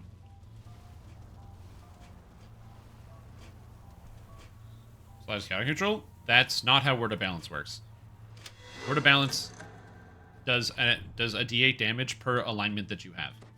So if a character is chaotic neutral, it takes 1d8. If it's chaotic good, it takes 2d8s. It is absolutely not. They have to be 2 steps away. It's based on how many steps away they are. That's why Word of Balance is so good. The problem with Word of Balance is that because it's single target, it's just generally not as useful, but it destroys Reapers, which is why it's nice.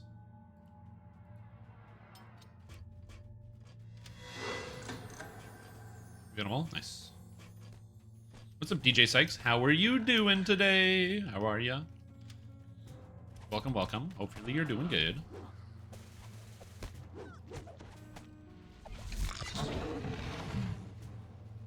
Yep.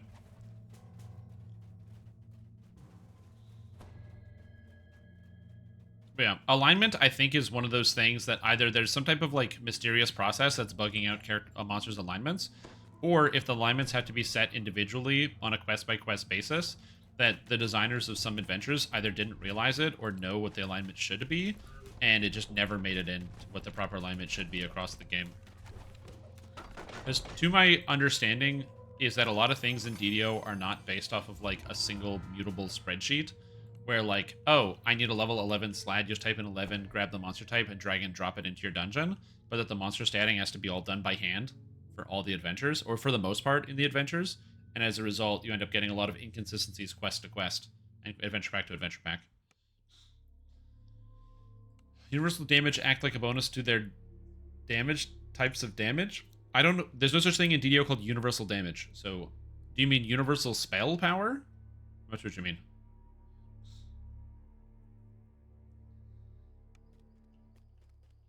Okay, so universal spell power just means it applies to all spell powers. That's just what that text means. So, for example, I have... do I have a spell power item equipped? No. Give me a second. So like this is glaciated, so it gives cold spell power only, right? So it only gives it to cold spell power. But then I have this trinket, which gives potency, so it gives spell power to each spell power. And then universal spell power is a different statistic that just stacks with this. It's just a different type of spell power. You can even see it. It'll show you at the bottom. It tells you how much universal you have. God damn it. It tells you how much universal you have at the bottom there, as you can see. I gotta level up. Okay, skills. So now we go diplomacy, spellcraft, UMD, disable device, form, jump, search. I can't do enough jumps, so I gotta do search. Makes sense. And then the feat that I'm taking here is precision. No, I'm gonna take precise shot. That's way better. So we need ranged feats. Take precise shot over precision. I want to get blur and cure. Blur and cure. And then since I'm level 6, I can now use the helmet Memories of Kindness, which has all the sheltering in it. And I can also use the leather gloves of the snake, which gives me 7 range power, as well as all these searching and disabling skills. So I can do anything in the game now. Wowzers. I was going to use this opportunity to sell, because I can. I need the weight removed from my character.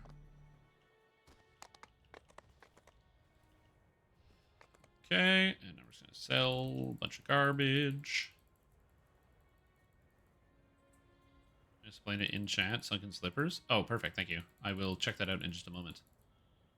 I appreciate you linking me that item. But yeah, as I said, it's just a stat that adds to all spell powers.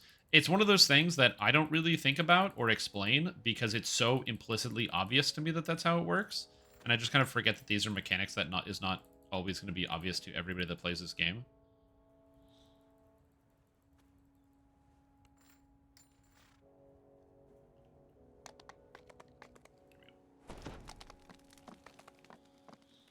Now I have Relentless Fury, Seeker, and Deception.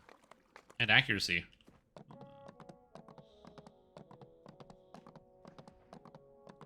You have weight issues even with 19 strength? Yes. My character has 100 inventory spaces. So with 100 inventory spaces, you just end up having a lot of stuff. Or a lot of problems. Spells. Bard. Bluer.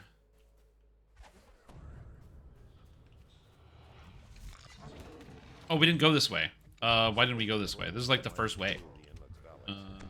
Okay. Okay, anyway, so I'm going to use the Sunken Slippers as an example once I kill all these monsters here. Oh, I didn't turn on Precise Shot. Okay. There's also a lot of champs here. I'm dodging a lot of lasers. Dodge the lasers, son! Okay, so Precise Shot here, and then I'm going to use my example. Okay, so ranged combat feats. Okay, so these are the Sunken Slippers, right?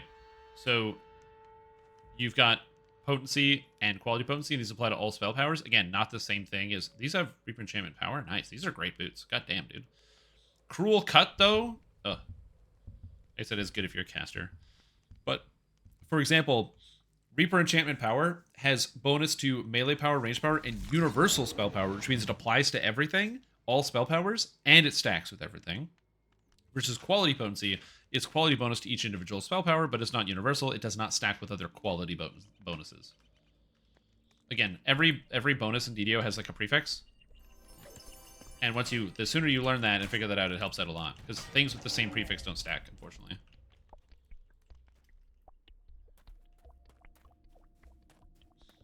If that's called universal? No, it just applies to everything.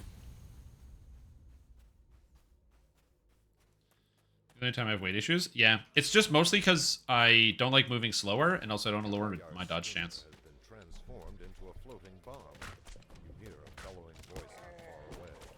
Probably Arya realizing he's stuck ashore. Oops.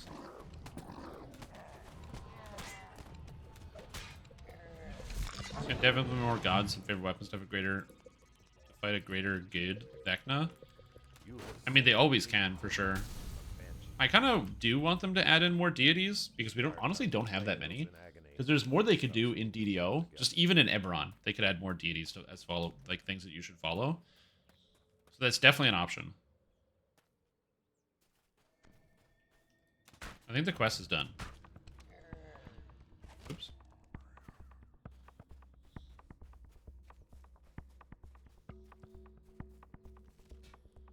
There's then a couple of the sovereigns, but not all. Exactly. Like, in DDO, there's still more options. And adding more favorite weapons, I think, is never a bad thing for the game.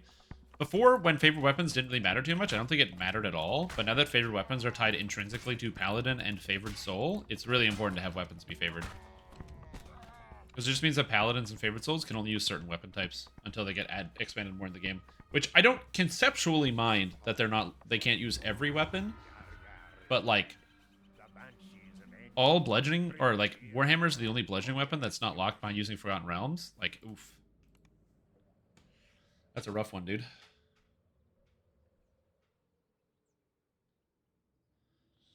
So yeah, so like I said, it's gonna really depend on whether they think that's important, whether they want to do that or not. I think they should. Oh yeah, quarterstaves. Oh, I guess Orion.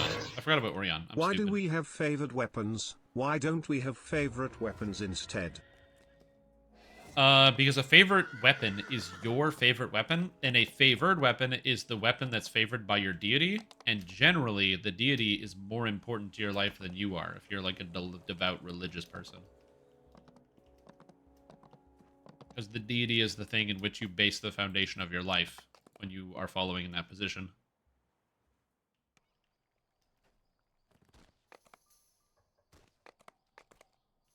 New Towers the other day, so recommendation.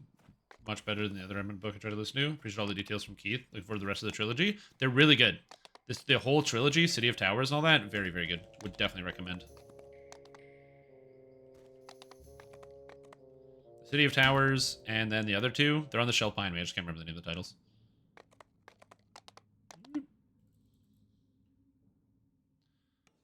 Favorite weapon, just weapon focus specialization? Correct.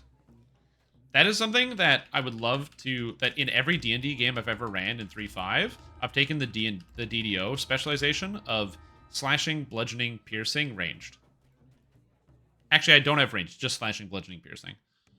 It just makes more sense to me. Because the worst is you take it for one weapon, where it's like, okay, cool, you have longsword, and then, like, your Dungeon Master just doesn't give you a longsword. Not because they hate you, but because, you know, maybe they roll loot. Which is the thing that a lot of people do, and it's not a crazy idea.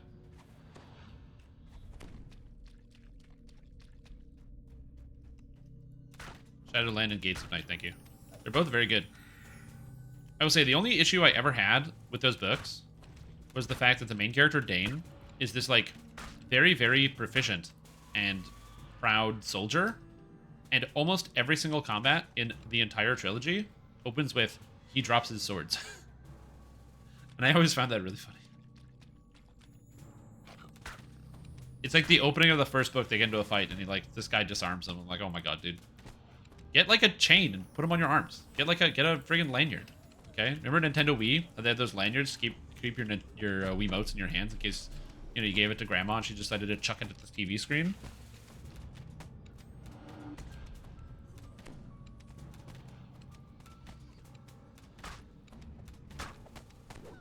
Oh yeah, for sure, for sure. It's just one of those things I find funny.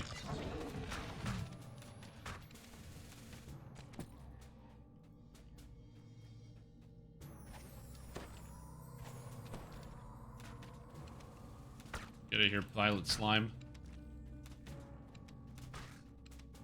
That guy died. T. Saren? Who's T. Saren? God, I hate these violet slimes. The only thing that slows you down when you're playing a ranged character is like oozes that split. And when you get surrounded. That also slows you down. 1, 2, 3, 4. We're good. Everyone's in. Bye, Sislick. Get him out of here. Good dungeon alert? It is. It is. Yeah, you can instantly red alert your own dungeon.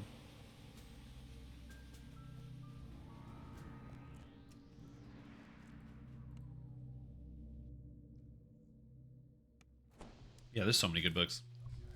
One thing I have learned from Baldur's Gate is that I'm going to be running some new D&D campaigns in the future, and these new campaigns, I absolutely 100% have to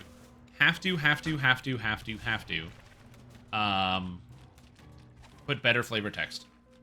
The flavor text in Baldur's Gate makes my flavor text on my weapons look like garbage. Garbage. I'm ashamed of my performance and my behavior. I can do better. Now, that might not be true. Maybe I can't do better, which is also possible. Ooh, the old double one. But man, it's so good. It's so good. Because they'll give you a sword, right? And it's just a +3 longsword. But it'll be like, you know, the Ice Rift sword of Tyrannia or something. And then it'll tell you the story of Tyrannia, who had the sword and did this thing and where it traveled, and then somebody bought it, and then another thing happened, and you're like, that's so cool. And it gives you context to the world around you, because the weapon itself and the story behind it gives you context about how the world functions. Which Faerun is basically just violence. You know, it's like that thing where it's like, violence, you know, doesn't have all the answers, right? You can't solve every problem with violence. Yeah, tell that to the people of the Forgotten Realms. Because yes, they can solve every problem with violence, because they definitely try. That's like their first solution. Question 1, can it be solved with violence? Question 2, if we can't solve it with violence, can we still solve it with violence with more violence?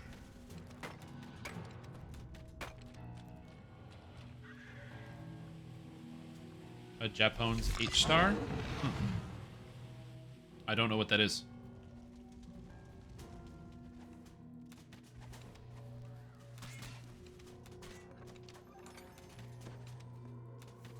Just have you tried killing everything? Yeah, basically.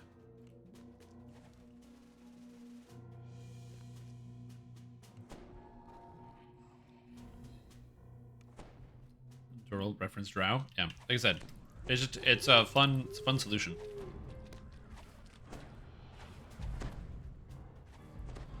And his ochre jellies don't split, do they? Oh, yeah, they do. I thought they did. Oh, it's oozes that don't split. So gray oozes don't split. But jellies do split. I was so happy to find out in Baldur's Gate 2 that oozes and jellies don't break your weapon. Baldur's Gate 1 and 2, that all those slimes don't break your weapons. Oh, thank God. I was so nervous the first time I fought one. I'm like, no, my cool weapons. And then nothing broke. I was like, oh, thank goodness. I was really hoping that would be the case.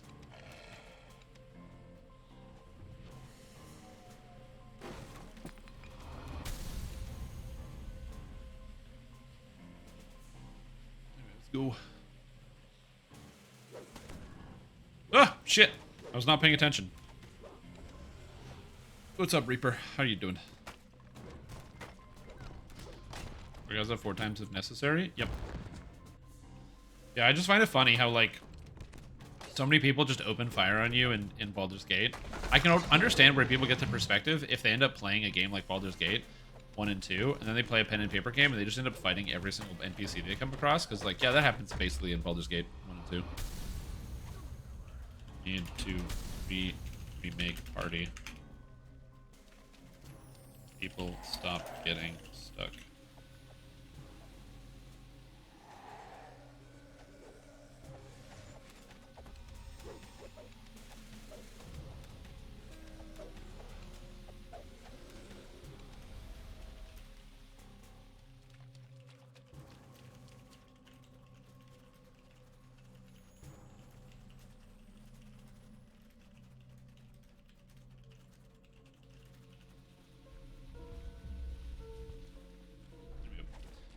Times magical weapons considered tough enough to stop acid destruction. Oh, baby, that's good. Good to know.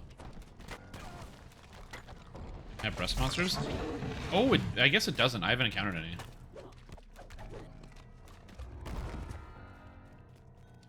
Picking a plus one weapons considered a major thing? Yeah. Stealth strategy is kill all. Yep, that's how I do. That's how I do stealth in video games when I play them. Just kill everybody with not stealth. I'm just not a stealth gamer. I very rarely use stealth. I think the game that I probably used stealth the most in was in Cyberpunk 2077. Because in Cyberpunk, not so much that I use stealth, but more so that I use the quick hacking, and the quick hacking is sort of synonymous with stealth, because you just like hack into a camera system on like a compound, and then you just flip through the camera system, murdering everyone by disabling all of their implants and stuff. It's like, sorry, have you ever experienced mass organ failure?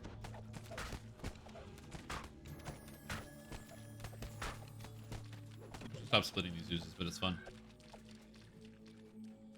Yeah. I don't know if there's basilisks in Baldur's Gate 2, but I so far haven't encountered any. I only encountered it in Baldur's Gate 1. So I've been carrying around this flesh to stone scroll forever, and I've only needed it for a beholder. Now, beholders are probably more dangerous than basilisks, but I don't know. You can also get protection from petrification and then haste a melee character and go get them.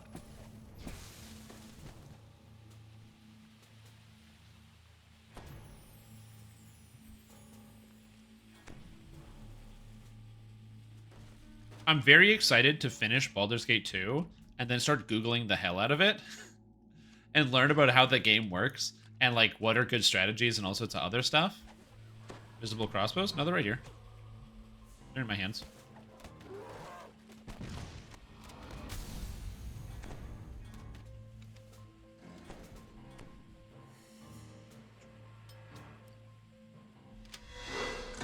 Oh, now they're gone. Maybe because I was disabling something? It's weird. But yeah, I'm very excited about that. Where you get different weapons, how they do the classes. Maybe even in the future, like, reread something. It's going to be a build guide? Yes. If I finish Baldur's Gate 2? No. I'm going to be playing something a little bit here. Just this XP is really good right now, so I'm kind of soaking up XP. Not even like broken strategies and combos. Just like misconceptions about things I don't understand about the game. Like better ways to do stuff. Also the location of like crazy equipment. Like, for example, I have this like bowstring for crafting this like legendary weapon, but I have no idea where to get the other half of the bow, and I'm probably not going to find it before I finish the game. I also don't have a character that uses bows right now, but that's beside the point. But my brain is like, yeah, but what if I knew it in the future? What if I could find that information? But yes, this character is turning into a build guide. This is going to be a macro tech build, and is also an interesting build that I got recommended, or like the thought was put in my brain by viewers.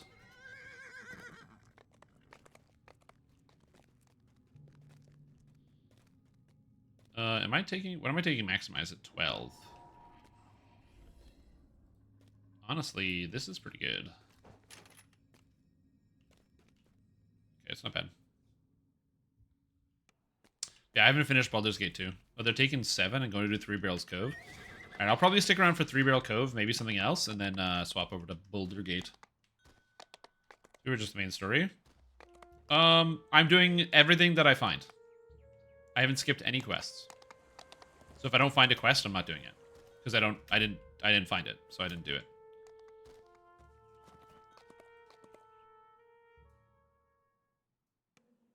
That's the way I'm doing it. If I find it, I do it. If I didn't find it, I don't do it.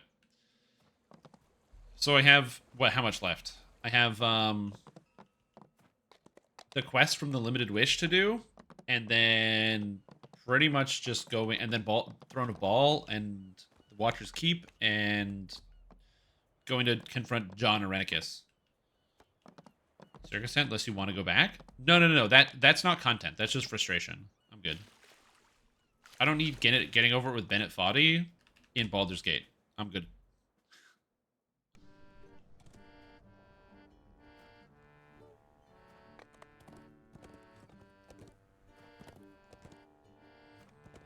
This room, it's full of illusions, but some of the illusions are real, and you'll never know which one's which. Shut the hell up.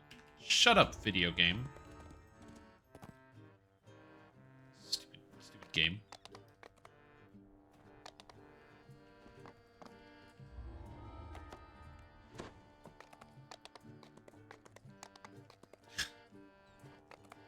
was a stupid thing. You don't lose nothing. Oh, I'm gonna probably play it again like later, but just like off stream.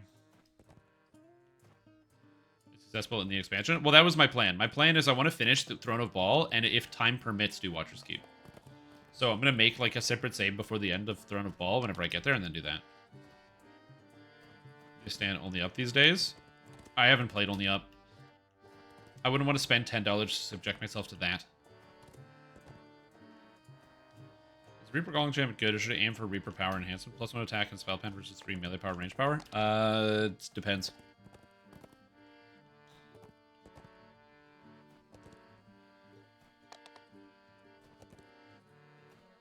I think that +1 to hit can be very impactful, but neither of those stats are noticeable in the moment. So I would say probably, unless you're spreadsheeting it, it's probably negligible. But if you're playing as a character that struggles with hit chance, so for example, a lot of range characters struggle to get their hit chance high enough for whatever reason, you may want to use the +1 to hit versus the range power, melee power. It's a tough call.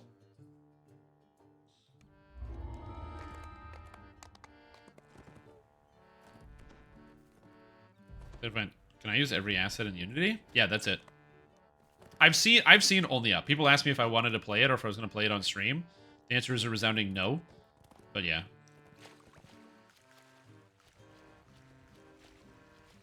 I have no intention of playing only up. So big apologies for all those people that wanted to see me do that.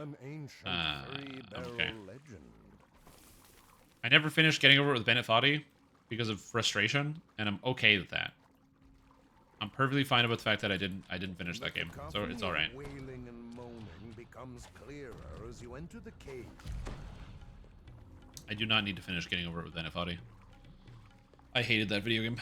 You find Dritz in Baldur's Gate 1 and 2? I only found him in Baldur's Gate 2. I never saw him in Baldur's Gate 1, but I did find him in Baldur's Gate 2, and he helped me kill... again, the VOD's on the VOD's channel, so you can always go back and check it out, but he helped me kill Bodhi. He showed up in Bodhi's fortress. And Wolfgar died, and I took his Warhammer. Then I left, and this guy was like, hey, I resurrected Dritz and his friends. I'm like, oh. And they're like, do you have his hammer? I'm like, yeah, I do. And I gave it away. Lay down every time you fall? Yeah. Both of those games, Only Up and Getting Over It with Benefati, are the games where you fall down the entire way when you fall.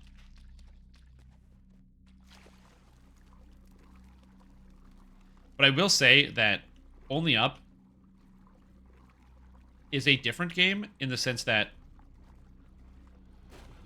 you get a very different feel from the game, from the sense of, like, Getting Over with Bennett Foddy is frustrating because not only is it challenging, it's also using a weird control scheme that doesn't really make a lot of sense with these weird mouse swinging movements and moving yourself with a hammer. Whereas at least Only Up is traditional, like, Unity game control. So if you're used to it, from playing other games like using like the Source Engine and stuff, you can understand the movement fairly well. Yeah, so like if you're somebody who's played, you know, a lot of Half-Life and other things, you're fine.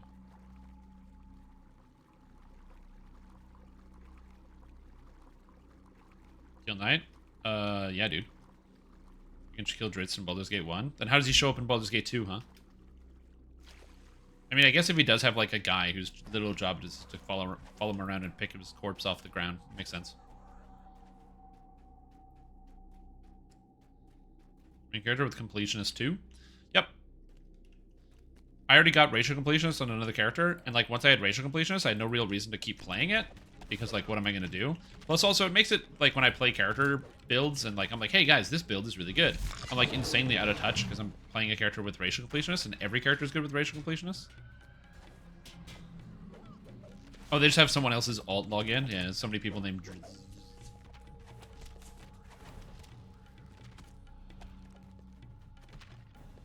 For, like, one encounter? I didn't see him.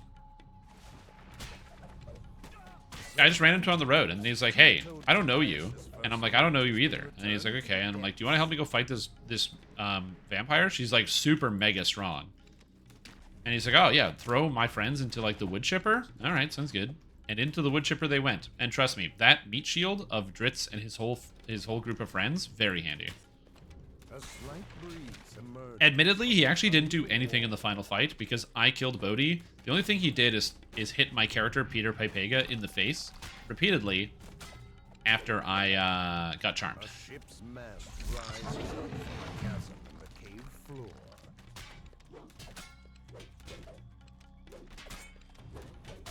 So, yeah.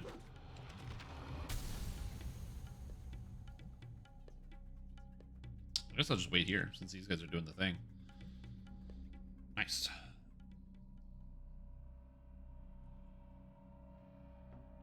Also, I will say Baldur's Gate 1 has very little replay value in comparison to Baldur's Gate 2.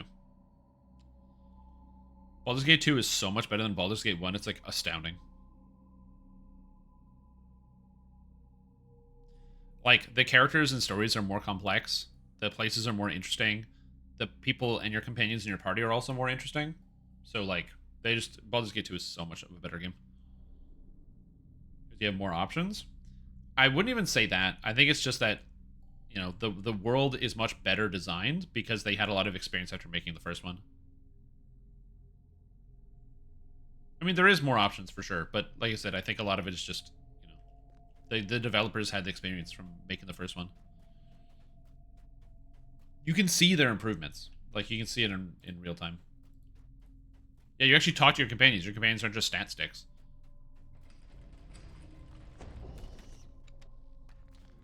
So, I will say, I am excited, because going into Baldur's Gate 3, I didn't really have any experience with Baldur's Gate 1 or 2, and I know that Baldur's Gate 3 is obviously its own story that is completely separate. They're going to make some references to the first two games, and I'm actually excited, because I'll know what they're talking about.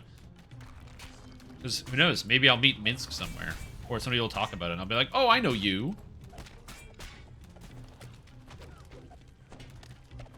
You're the ranger who used two-handed weapons instead of dual wielding, which you get for free as a ranger.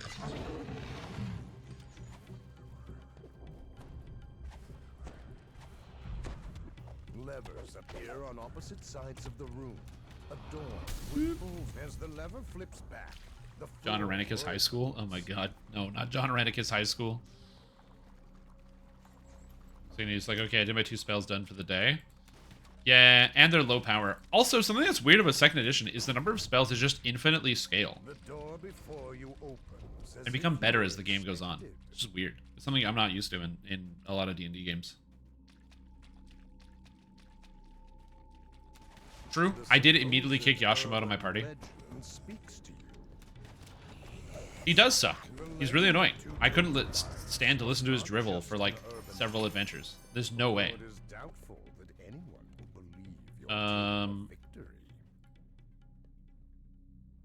Where's Saltmarsh? At next adventure. Add time, you got it.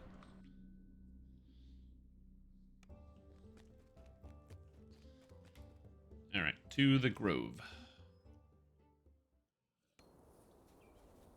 But yeah, it was, like I said, overall, I'm very excited to kind of see the continuation.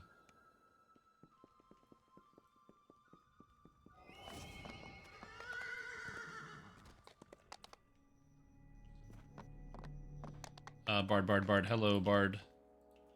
I don't need to look at skills anymore, because I'm going to, like, put points into jump, perform, spellcraft, UMD, search. I have all of this, and then diplomacy. An extra 2. Grab a rage is good. Rage, thank you. Grab a 1. Featherfall is good. Okay. Max out. Maximize. I think I'll take maximize at 9. I don't know why, but I think I will. What a stupid thing to say. I don't know why, but I get this feeling I'm going to take maximize at 9. They're the best. Yeah. I still remember everyone was getting really excited about Minsk, and like, Minsk is amazing. Minsk is so good. He's so fantastic. And in Baldur's Gate 1, he literally has like 3 lines of dialogue, and then his character's over. I was like, huh. Baldur's Gate 3? I'm playing Peter Pipega, a half-elven bard. It's the same guy. I don't know how Baldur's Gate 2 ends, so I don't know if Peter Pipega canonically will be able to make it to Baldur's Gate 3. But if he can, if I can spin it, that's who we're going to play. Peter Pipega. He's the legendary adventurer.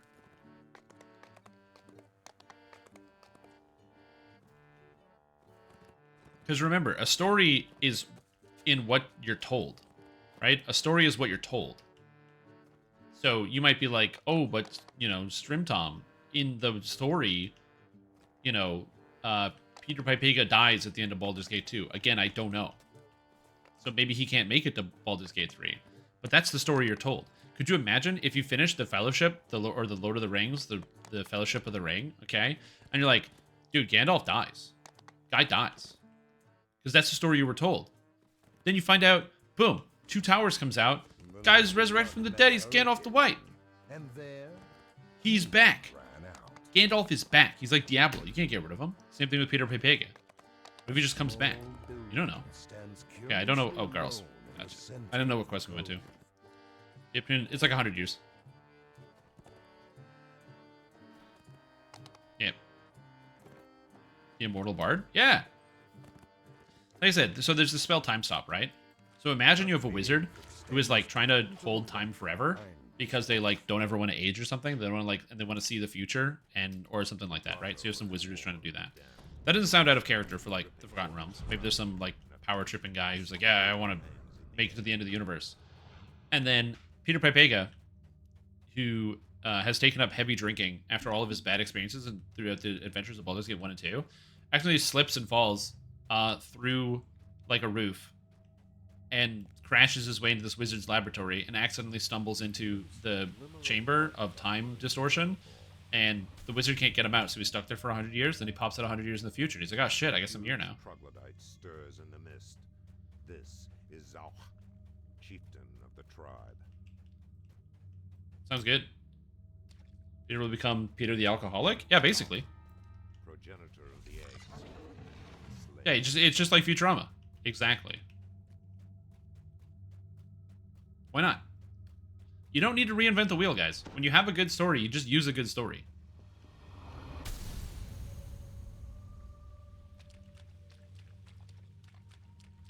Okay, give me Feather Falling and Raj. Rage. Let's go. Gandalf didn't die for sure. We're hearing the radio play that Gandalf had in some stone trolls. Here in This Hobbit was right about Gandalf too. That's hilarious. Gandalf can't die. He's alive in this other thing. Yeah. What if he just gets slowed down by John Arenicus and he's like he just leaves it on so he just live forever? Also, he's a half elf. Half elves live for like 200 years or something.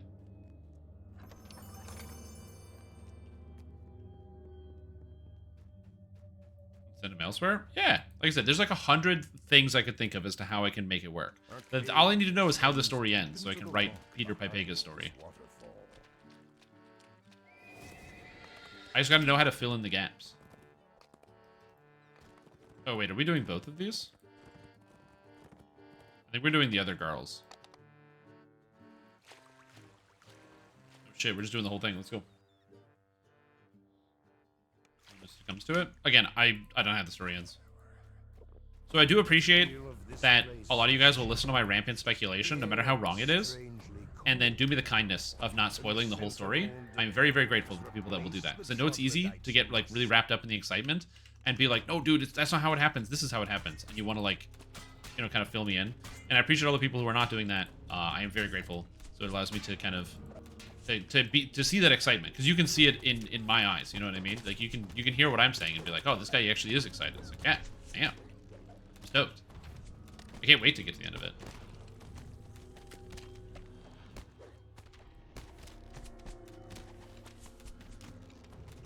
There's no actual end? I mean, you don't know that. I've always assumed that in world books and stuff, so like, you know, a video game that has like a book about it is like the characters of the universe's interpretation of the events that took place. So there's nothing wrong with me having my own canon ending for my own character, especially a game like this. This is the Lich set from the new expansion, yeah.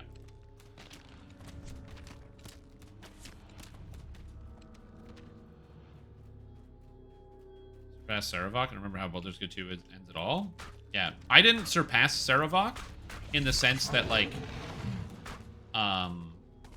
I was gonna replace him as like being the front runner of you know, becoming the new incarnation of Ball or nothing like that, or taking the power of Ball. Peter Pipega has a general sense of do-goodery, you know? He just wants to do good things, generally, when he gets the opportunity. So he just wants to help people. And so Saravok did not want to do that. He pretty much only wanted to hurt people. And so the end result of that is, you know, Saravok thought that he was more powerful, and because he did all these bad things, he sacrificed people all to get this power. And Peter Pipega is just some idiot who goes around, you know, getting people's cats out of trees and stuff. And he still does a better job of, and he ends up being more powerful and kicks Saravok's ass. To basically do the most painful thing you could possibly do to him, to show him that all of the sacrifices and all of the bad things he did were worth nothing. Because they meant nothing at the end of the day. Because he did all these bad things, he sacrificed people, he did everything to gain the power and the favor of Ball to be the true, you know, Ball spawn. And it still meant nothing when Peter was just walking around the world helping people who lost their books, or a little girl who, you know, needed to be reacquainted, or like to be moved away from like someone else's house, or like, you know, when some dude was like, oh, can you find my wedding ring? I dropped it. Did all that help, and then boom. It's the perfect power move. To be like, you know, it's like, you know, to shock them, not from like the core of, or shock them through their core of like their entire ideology. Their ideology that power in the world, power is dictated by, you know, basically doing things that show your power over others, and that it will make you powerful in the end, and showing that not only is that ideology, or like that they are less powerful, that also it reflects on the whole ideology that everything that they ever stood for is entirely wrong, because I did something from a different perspective and still overpowered them. Also, I had an armor class of -24, so he couldn't hit me. That one also helped too. Hey Strim, the ending of Baldur's Gate 2 is that the Baldur's Gate 2 ends at the end of Baldur's Gate 2. Get spoiled, got 'em easy clap keckle shitters. Dude, if it wasn't annoying for me to remod you, I would ban you right now. Ridiculous.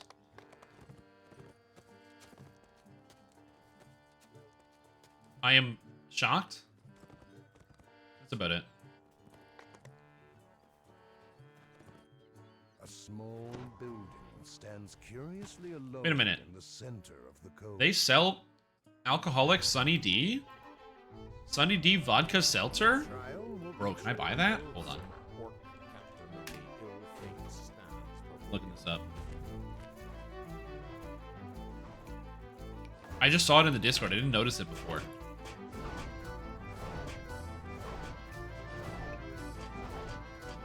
That seems good. Exactly.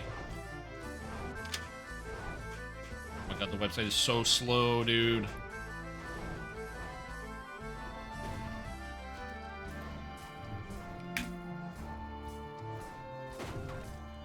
We do not have... I can't buy that in Canada.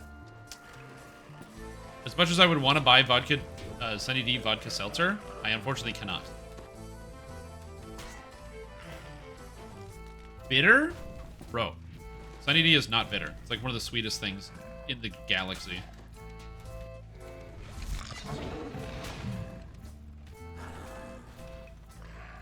Gotta replay it while awake now? Oh no!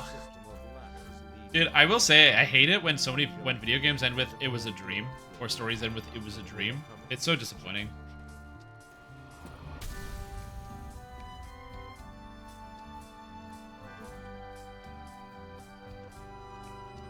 It is pre-made single serve screwdriver. Oh shit. I remember I bought a bunch of OJ and vanilla vodka, because Smirnoff has all their different vodka flavors ever. There's just a little bit of vanilla in it, and it makes you a screwdriver that kind of tastes like a creamsicle, and it's so good. I don't do that anymore. Not because it's too good, but just because I find I never drink enough orange juice, and I end up like having to throw it away because there's too much OJ, because OJ is like kind of mid.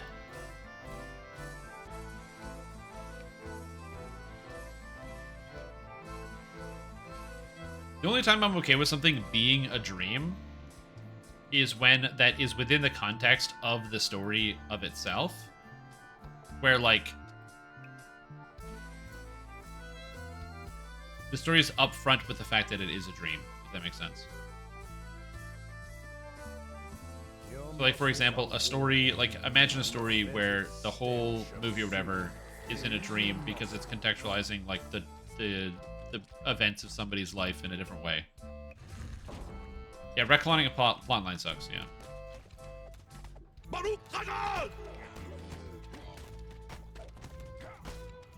You survived Right. the war-forged ambush. Also, Dinner Dangles! Welcome back to the stream team. Appreciate the support. We're having a fantastic day. 25 months? Damn, dude. Thank you. Hope you're enjoying yourself and you're doing well. And I'm just grateful for the support. And I appreciate you for tuning in. So, the problem is, I only watched half of Sutter Island, so I don't really know anything about the story.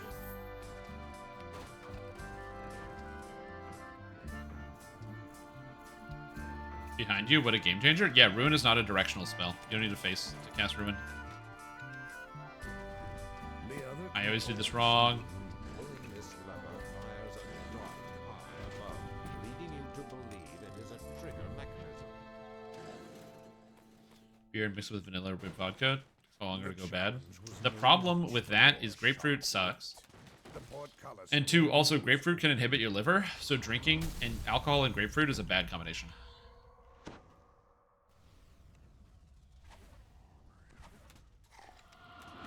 Thomas Covenant, where the dude is in a coma experiencing a high magic fantasy world.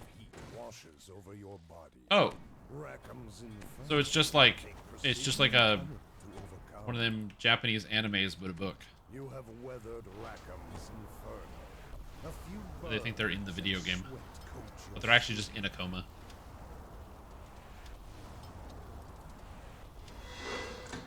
Poor guy. It's amazing. I've always wanted to shoot wizard magic out of my fingertips. It was just a coma all along. You own hard Sunny D by adding champagne to Sunny D? Yeah, but it's the purpose of buying it. Like, the reason why it's nice is because then you can just go up to the cottage and just bring the cooler and put it in the cooler, you know? You don't have to, like, make a thing. You just have a thing. Penzance, first mate of the ill Okay. fate. Like, I think that that's something, you know, that you can't, kind of quantify in terms of the general value. It's a shitty mimosa. Yeah, I do like mimosas, though.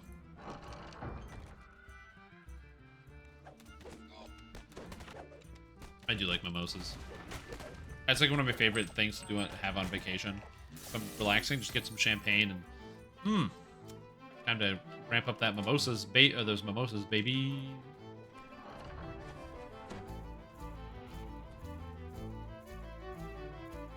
Being able to just inspire myself is so nice while running with the new experimental tumble controls. Combat roll tumble.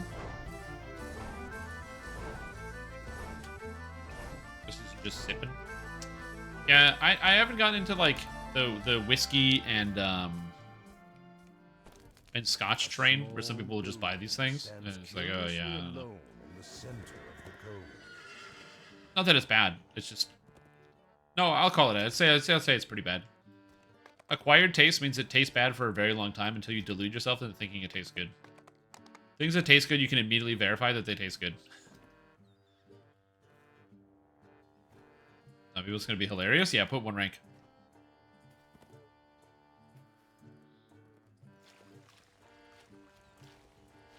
The current Whiskey row over the is summer? drawn into an Does sound opening fun. in the rock, just large enough to wiggle through.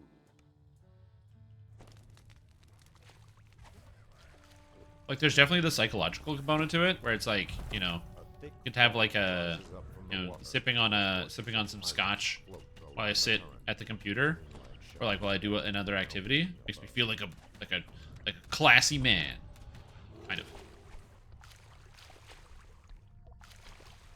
You make sometimes redeem that creates another universe like 2 or 3 hours behind this one where you are lower level and can help me level up, please. Thanks. I'll pay with Bitcoin. You can't pay with Bitcoin because you wouldn't be paying with Sunflasks. So no, I can't.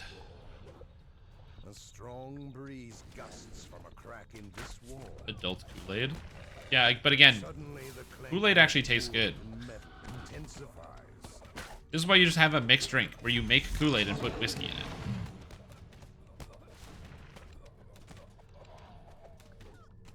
Like, there's that old video of, the pot of Kool-Aid. God, what's that? Julian something? Oh, it's been like 10 years since I've seen that video. But the guy makes his brother a pot of Kool-Aid. And it's like a funny, funny video idea. Instead of making a pot of coffee, he makes a hot pot of Kool-Aid instead. After I watched that video, I tried it. First things first, it doesn't work because the sugars are too big and they don't fit through a coffee filter, which is a major problem, okay? And because they don't fit through a coffee filter, it means if you are like me and you're like, oh yeah, I'll just do it like I normally do coffee, it doesn't work. The sugars don't go through, but they do go through enough that they gum up the filter, which then prevents anything from going through. And as a result, you end up with your coffee maker exploding. So don't do that. But you can just take hot water and the fixins for Kool-Aid and then put it into a coffee pot and then serve it to people as hot Kool-Aid, which I've done before.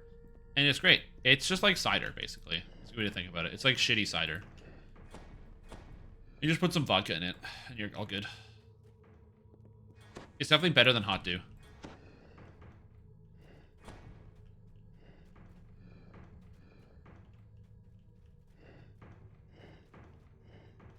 Okay, I think we're good. Mold Kool-Aid. It is mold Kool-Aid is a great way to put it. Yeah, we're good. Everything is done. Having two people solve this puzzle makes it way faster.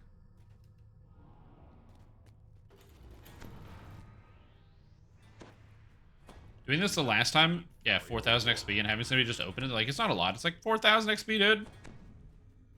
Get that guy out of here.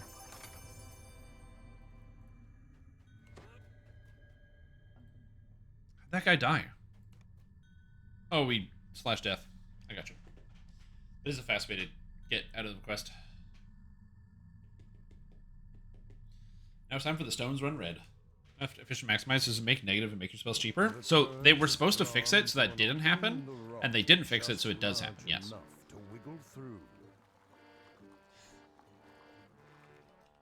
You can have negative, negative metamagics.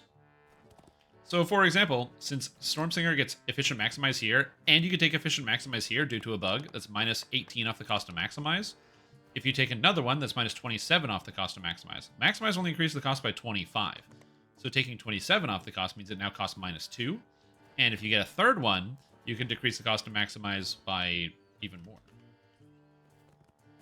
Oh, stone one is next? Scoundrels? Oh, he said stone one, scoundrel. Okay. I thought he was talking about the stones run red. Apparently we're just doing all the 3-barrel cove in one go. I don't hate it. Yep. So it reduces the cost of your spells when you have it.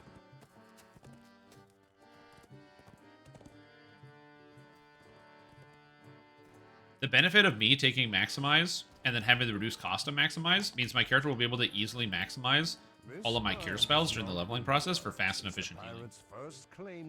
Is it worth all those points? Yes. A lot of people think spell-like abilities are powerful, and they're kind of right. But at endgame, spell-like abilities are garbage because they have really long cooldowns, and you can't reduce the cost of them. Whereas you can reduce the cost of actual spells. And you can make spells cost way less than their spell-like ability counterparts. You can also use you can also reduce the cooldowns of spell-like abilities. So, for example, you can get 30% off of spell cooldowns, because you can get 10% spell cooldowns from Epic Past Lives. You get 10% spell cooldowns from Draconic Incarnation, and you get 10% spell cooldowns from Shadow Dancer. Oh, and I think you get 10% spell cooldowns from something else, somewhere. So you can actually reduce your spell cooldowns by a lot. And then they can cast way faster, and your DPS goes up. On top of that, by reducing the cost of your metamagic feats, and also reducing the cost of your spells generally, you can also make things go down in cost by such a huge degree. It's way better than just casting spell-like abilities all over the place. But a lot of people don't realize that. They're kind of stuck on the pre-Epic Destiny changes, like before update 56, I want to say. Or 55, 54, no, 53, no, 52, 51. Was it update 51? Was EDs 51? I think EDs were, it was either 51 or 52 before they revamped the EDs, where you used to only use spell-like abilities, and then after the ED revamp came out, they added more sources of spell cost reduction, because you can get 15% from Draconic Incarnation. You get 1, 2, 3. Macro Tech can give you an extra 15%. Or sorry, 10% here. So that's 25%. 10% from levels, 35%. 10% from an item, 45%. 10% from Fate Singer, 55%. 10% if you have a bard in your party, 65%. 65% reduced spell cost.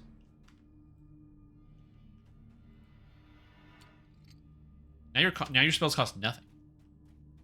And you just spam. And it's not even that hard to do.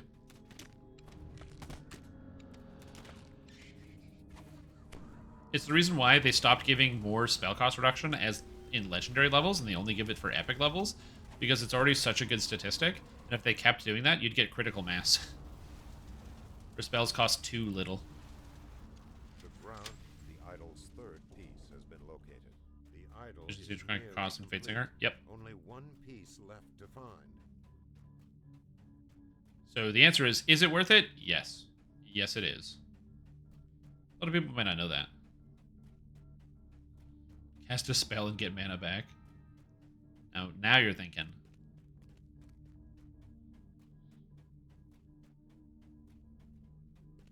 Yeah. But as we get level cap increase, the problem is not going to get harder to solve. It's going to get easier, so. Because you're just going to get not only more mana, but also more spell cost reduction. Because remember, by the time we get to level 40, your average build is going to have 110 to 120 points to spend in Epic Destinies. That's crazy. My Paladin 6 just finished Salt Marshes. Oh, that's awesome, dude. I usually never do Salt Marsh and Heroics. I don't like it that much. I find the monsters are overtuned, so I usually wait until Epics, where the monsters feel appropriate. Fun fact about Saltmarsh. Did you know the monsters had 33% more hit points on the debut day of Saltmarsh? And then they nerfed it. Because people complained.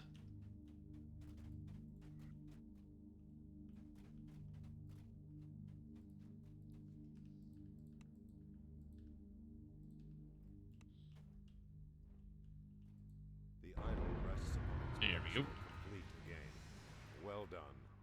The scoundrel's run. You kicked your is butt? over. Oh, Saltmarsh is hard. Saltmarsh and Heroics is hard. This mine has not been worked since The balance is a pirates little weirdo. first Weird. claimed the cove. It now serves I feel like to I'm slow and separate weak. pirate You need more damage. from That'll solve your peasant. problem. At the gym? Oh, yeah. They're pumping iron, man. To be fair, those aren't regular Sahagin. Those are Sahagin that conquered the Lizardmen Fortress entirely and kicked them out of their houses and are looking to conquer the entirety of the Saltmarsh. They're not... Those aren't, you know, everyday Sahagin.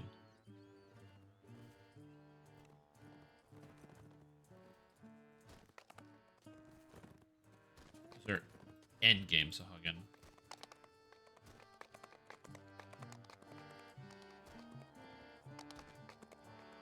Oh shit, I forgot. It was Poliwag Day today, so there were a lot of Poliwags from 2 to 5. Whoops. Forgot about that. Well, I didn't catch a single one. Pokemon Go. Whoopsie doodles. Oh well, that happens sometimes. Heat and steam rise from the cave entrance before you. 1 second, I gotta respond to a message real quick.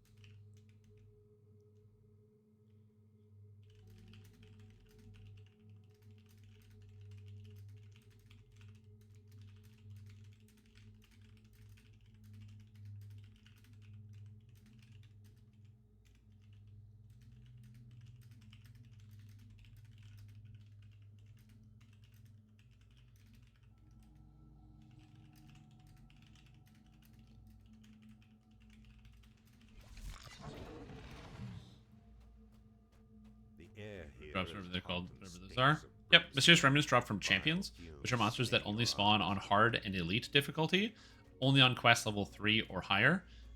So Salt Marsh is level 3, so that's why if you play on hard or elite difficulty, you're going to get Mysterious Remnants. Mysterious Remnants are traded with the Mysterious Remnant vendor, who is in an area called the Hall of Heroes, which is off the marketplace. And he basically lets you buy like a bunch of good resources and materials and stuff. That's the gist of it. It's basically like it's just a system where when you beat hard monsters, you get a special hard monster beating currency, and you can spend that hard monster beating currency on things that help you fight hard monsters. That's the general idea behind it. Is someone doing that? Nice. I don't have to. And they're very useful. They're good for like buying augments and stuff for specific levels on your gear. Augments are, you might have found pieces of gear that have augment slots on them, and augments go into those slots. And augments are broken down by like every 4 levels, so you can buy level 4 augment, 8, 12, 16, 20, in 4 level intervals, and then you can get powers on them. So like for example, there's a blue augment that I have, which is a Sapphire False Life, which is just 12 extra health. So I get 12 health from that augment, which is pretty cool, and I bought that from like the augment guy. They didn't have health on any of my gear anywhere else, so it's just nice to have. Hey, what's up, Plague Reaper?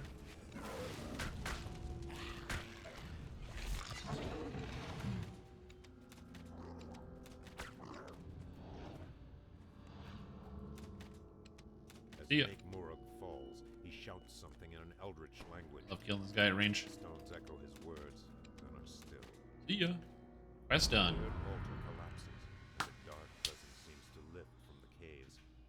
And eventually you stack them up indefinitely. You have millions of them. They did add some better drains for your points, though, which is nice. Something that they didn't have for a very long time. They didn't have like a good way to spend your points, and now they do. Because they added like these extra tomes that give you more permanent stats on your character, but they cost huge quantity of remnants, so it's a cool grind.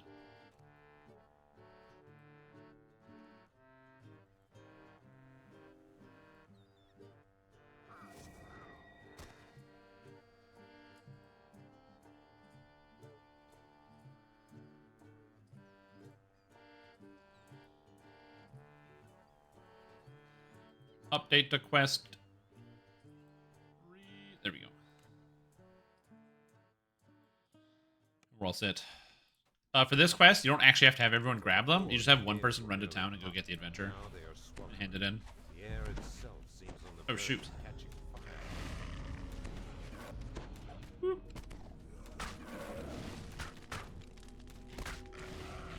We're good.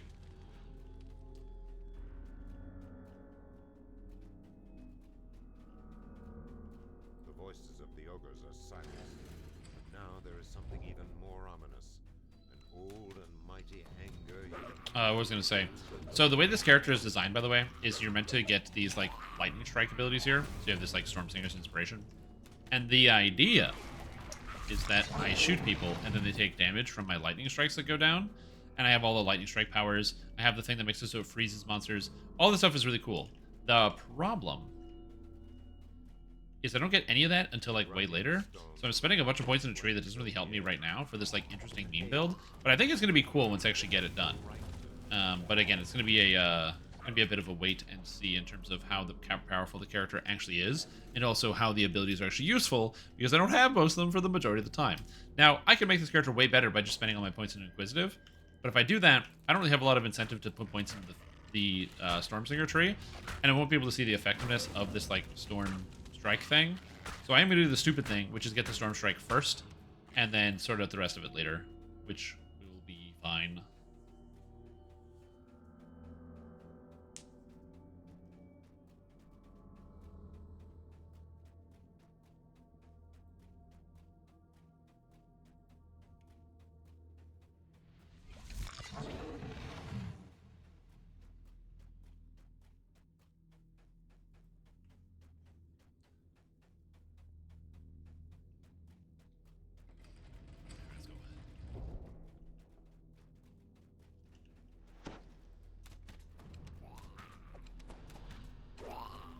I actually,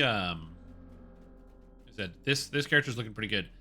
I want to try it out with the macro tech. The problem is it's not going to be like a full use of the macro tech. It's just going to be some use of the macro tech. And I wish that there was like a better way to kind of go around using the tree.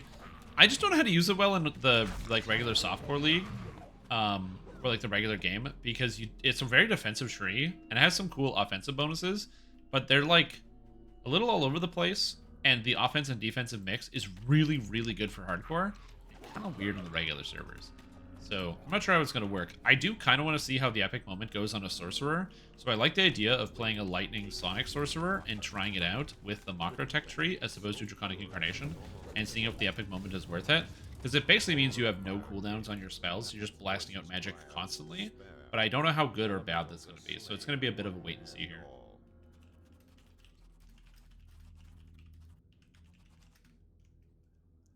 Zipzap Mark III. Oh yeah, whip out Zipzap. A terrible idea.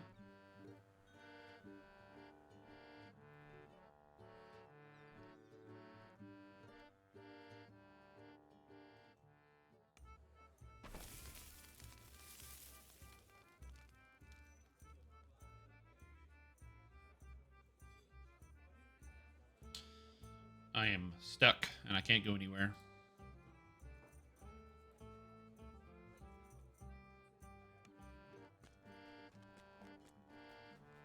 For the Vanguard build.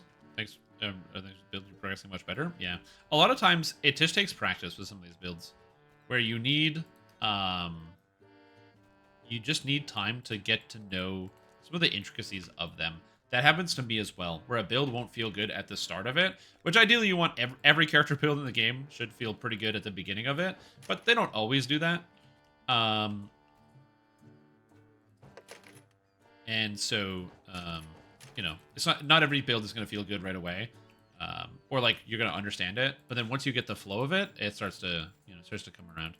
Some builds are just fantastic right out of the gate. So like a great example is Blightcaster. Dude, by the time you hit level 2 or 3 on Blightcaster, you're like, oh yeah, I know what this is about. I understand. What's that? Killing everything in one hit with one spell? Yep. Yeah, I got that. That makes sense to me. But it can be a bit tougher when you're still like learning and figuring out the rules and stuff. Oh, when you're beginning the game, I would never recommend... The reason why normal exists, normal and hard, and this is, I think, just a symptom of like how the game is played versus how it used to be. Normal, hard, elite was a standard progression where you would start at level 1, and you would do a character on normal, because hard and elite were not just harder, but also they would have challenges you wouldn't be able to overcome because you didn't have the knowledge. You would do a quest on normal and learn the quest. Then you would go down on hard. The monsters would gain more abilities. You know, the traps hit harder. But you knew where they were. You knew what the monsters were. You knew where the traps were, so you were prepared. So when you go into an elite, you've done it twice. Even if you accidentally stumble into a trap on hard mode, it's not going to kill you. But on elite, a trap is just going to blow you up, right? And so, but now you've done on normal. Now you've done on hard. You know what to expect. You know where the trap is. You might even know how to get around it. Maybe you need to go to the shop and buy a jump potion or something to be able to like overcome it. So you're given all these ideas and tools from doing normal, hard, elite. Nowadays, dude, look at the content just from level like 1 to 10. This is like over 100 quests, just like level 1 to 10. So there's so much content to do. So doing quests normal, hard, elite, it feels like it's a huge extra waste of time because you already have so much content to go do. You don't need to be repeating things, if that makes sense. Or you don't feel like it. And two, the game has changed from, you know, it actually being hard to do hard and elite, but thanks to past lives and other things, I can play the game on repromote on all my characters at the beginning versus somebody who's making a first life character who can't do that. And especially if they're learning the game, they really can't do that because it's not designed that way. And so you don't really want to run things on normal or hard because you see other people doing things in their difficulties, but like that's still why they're designed. So I don't really know what the solution is, but it is an issue. Elite, I was good to know when I was free to play because normal is wildly boring. It's actually funny because a lot of people on normal difficulty, there are people that still struggle on normal mode. Because normal mode is meant to appeal to the lowest common denominator. What I've suggested to SSG is to make it so that normal and hard are both available to free-to-play players. And maybe you have to do normal or hard to unlock elite difficulty. So that way people can at least, if they find normal too easy, they can start on hard mode and at least challenge them a little bit. But, I don't know. That was my suggestion.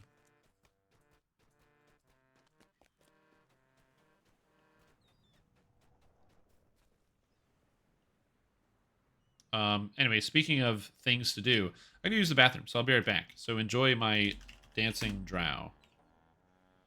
I said enjoy my dancing drow. There we go. My beautiful character build. I'll be right back. I'll use the bathroom. Get some more water.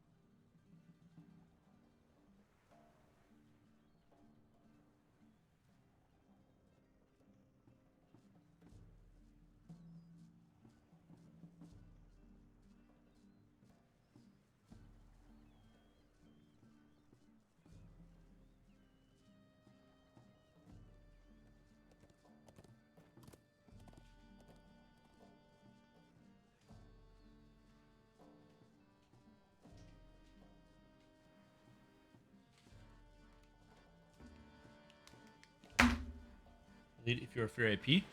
Oh no, that's just no. I was saying that my suggestion to SSG was to make it so normal and hard are free. So add hard to the free pool. Because the only people that play hard mode are new players. Like if you've been around for a while and you've been playing DDO for a little bit, after about 3 months, you pretty much only play elite on things, unless you're talking about like epic hard or or hardcore league. Not everybody, but generalization. A lot of people will play on elite difficulty once they get the hang of the game, because power creep has made the game easier. Which is not to say that people don't play on hard mode. A lot of people do, but just it's the standard progression, which kind of devalues elite, but it's not the point. Anyway, we're gonna move on to the topic of the day, which is Peter Pipega is Baldur's Gate 2, because we're going to be playing Baldur's Gate 2 now. Baldur's Gate. Oh, gold roll. Yeah, good call. I didn't do my gold roll. Let's get it done, baby. Is it time for the gold roll? Oh my god, I forgot to do it before I ended this out here. So, Scataminky, welcome to the stream team. You're about to join me for one of the first gold rolls of the day. Holy moly, people put in the predictions. They could go up, they could go down. You could win a lot of points, you could lose a lot of points. A lot of people put their entire house on this roll, and we'll see who wins. Gold roll. Oh, that's a 13. Oh, that's a 13. Time to call your broker, Time to tell your significant other, I'm so sorry. I don't know why I bet the house on it. What are you going to do? There we go. There's the payout. There's the payout. What is this? I don't know what you're referring to, but I'm the fish. You mean Joel? Joel's a fish. He spins. I don't know exactly what the fish is, but fish spins. I don't know what kind of fish. Looks like a catfish. It's got like whiskers in the front of it. Bet on gold roll? You bet. On Twitch, you can do these things called predictions, where you can earn sun flasks. You put in sun flasks and you bet on the outcome. With games I understand, like DDO, I can put up predictions. For games I don't understand, like Baldur's Gate 2, I don't know what to do predictions for, so we haven't done a lot of predictions for Baldur's Gate, so if you've been tuning in for those streams, I don't know enough about the game to really make up good predictions for the game. I just don't know enough about it. Peter saves the world is this text? Amazing. That's fantastic. Okay.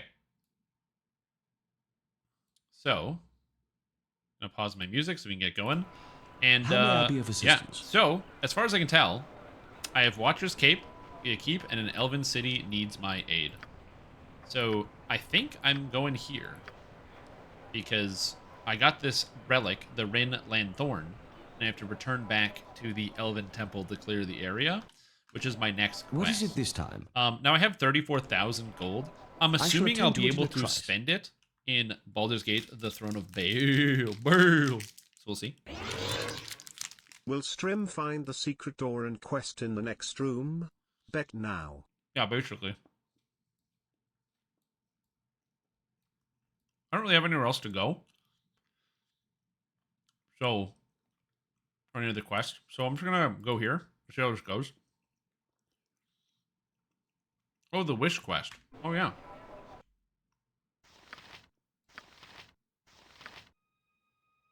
I got like a page about that, didn't I? Zach, I gotta find the bag of holding. There's. Nope. Word stones. Yeah, I have a lot of stuff to sell, apparently. Golem manual. I got information about this, but I don't know exactly how I got the information or what I do with the information. Oh, I forgot I had this, Dispel Hold. That's a good spell.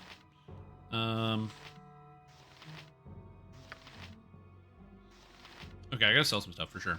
Yeah, I don't know where that quest is. That I'm a little uncertain about.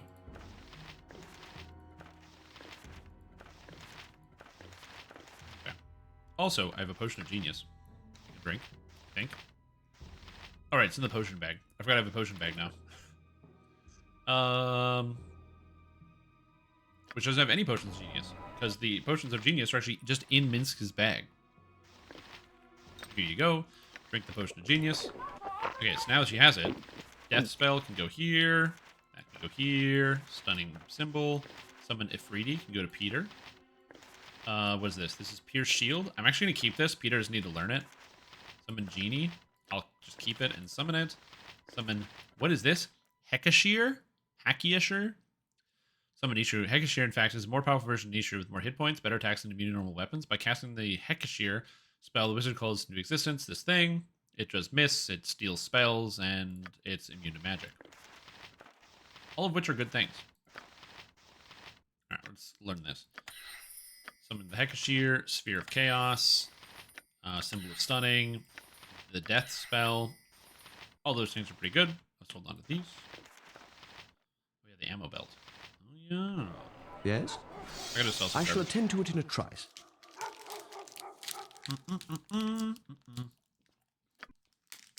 I gotta find out what's happening, you know?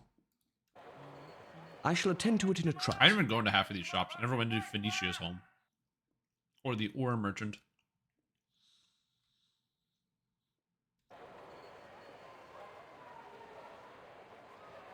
But I already have 50 hours in this video game.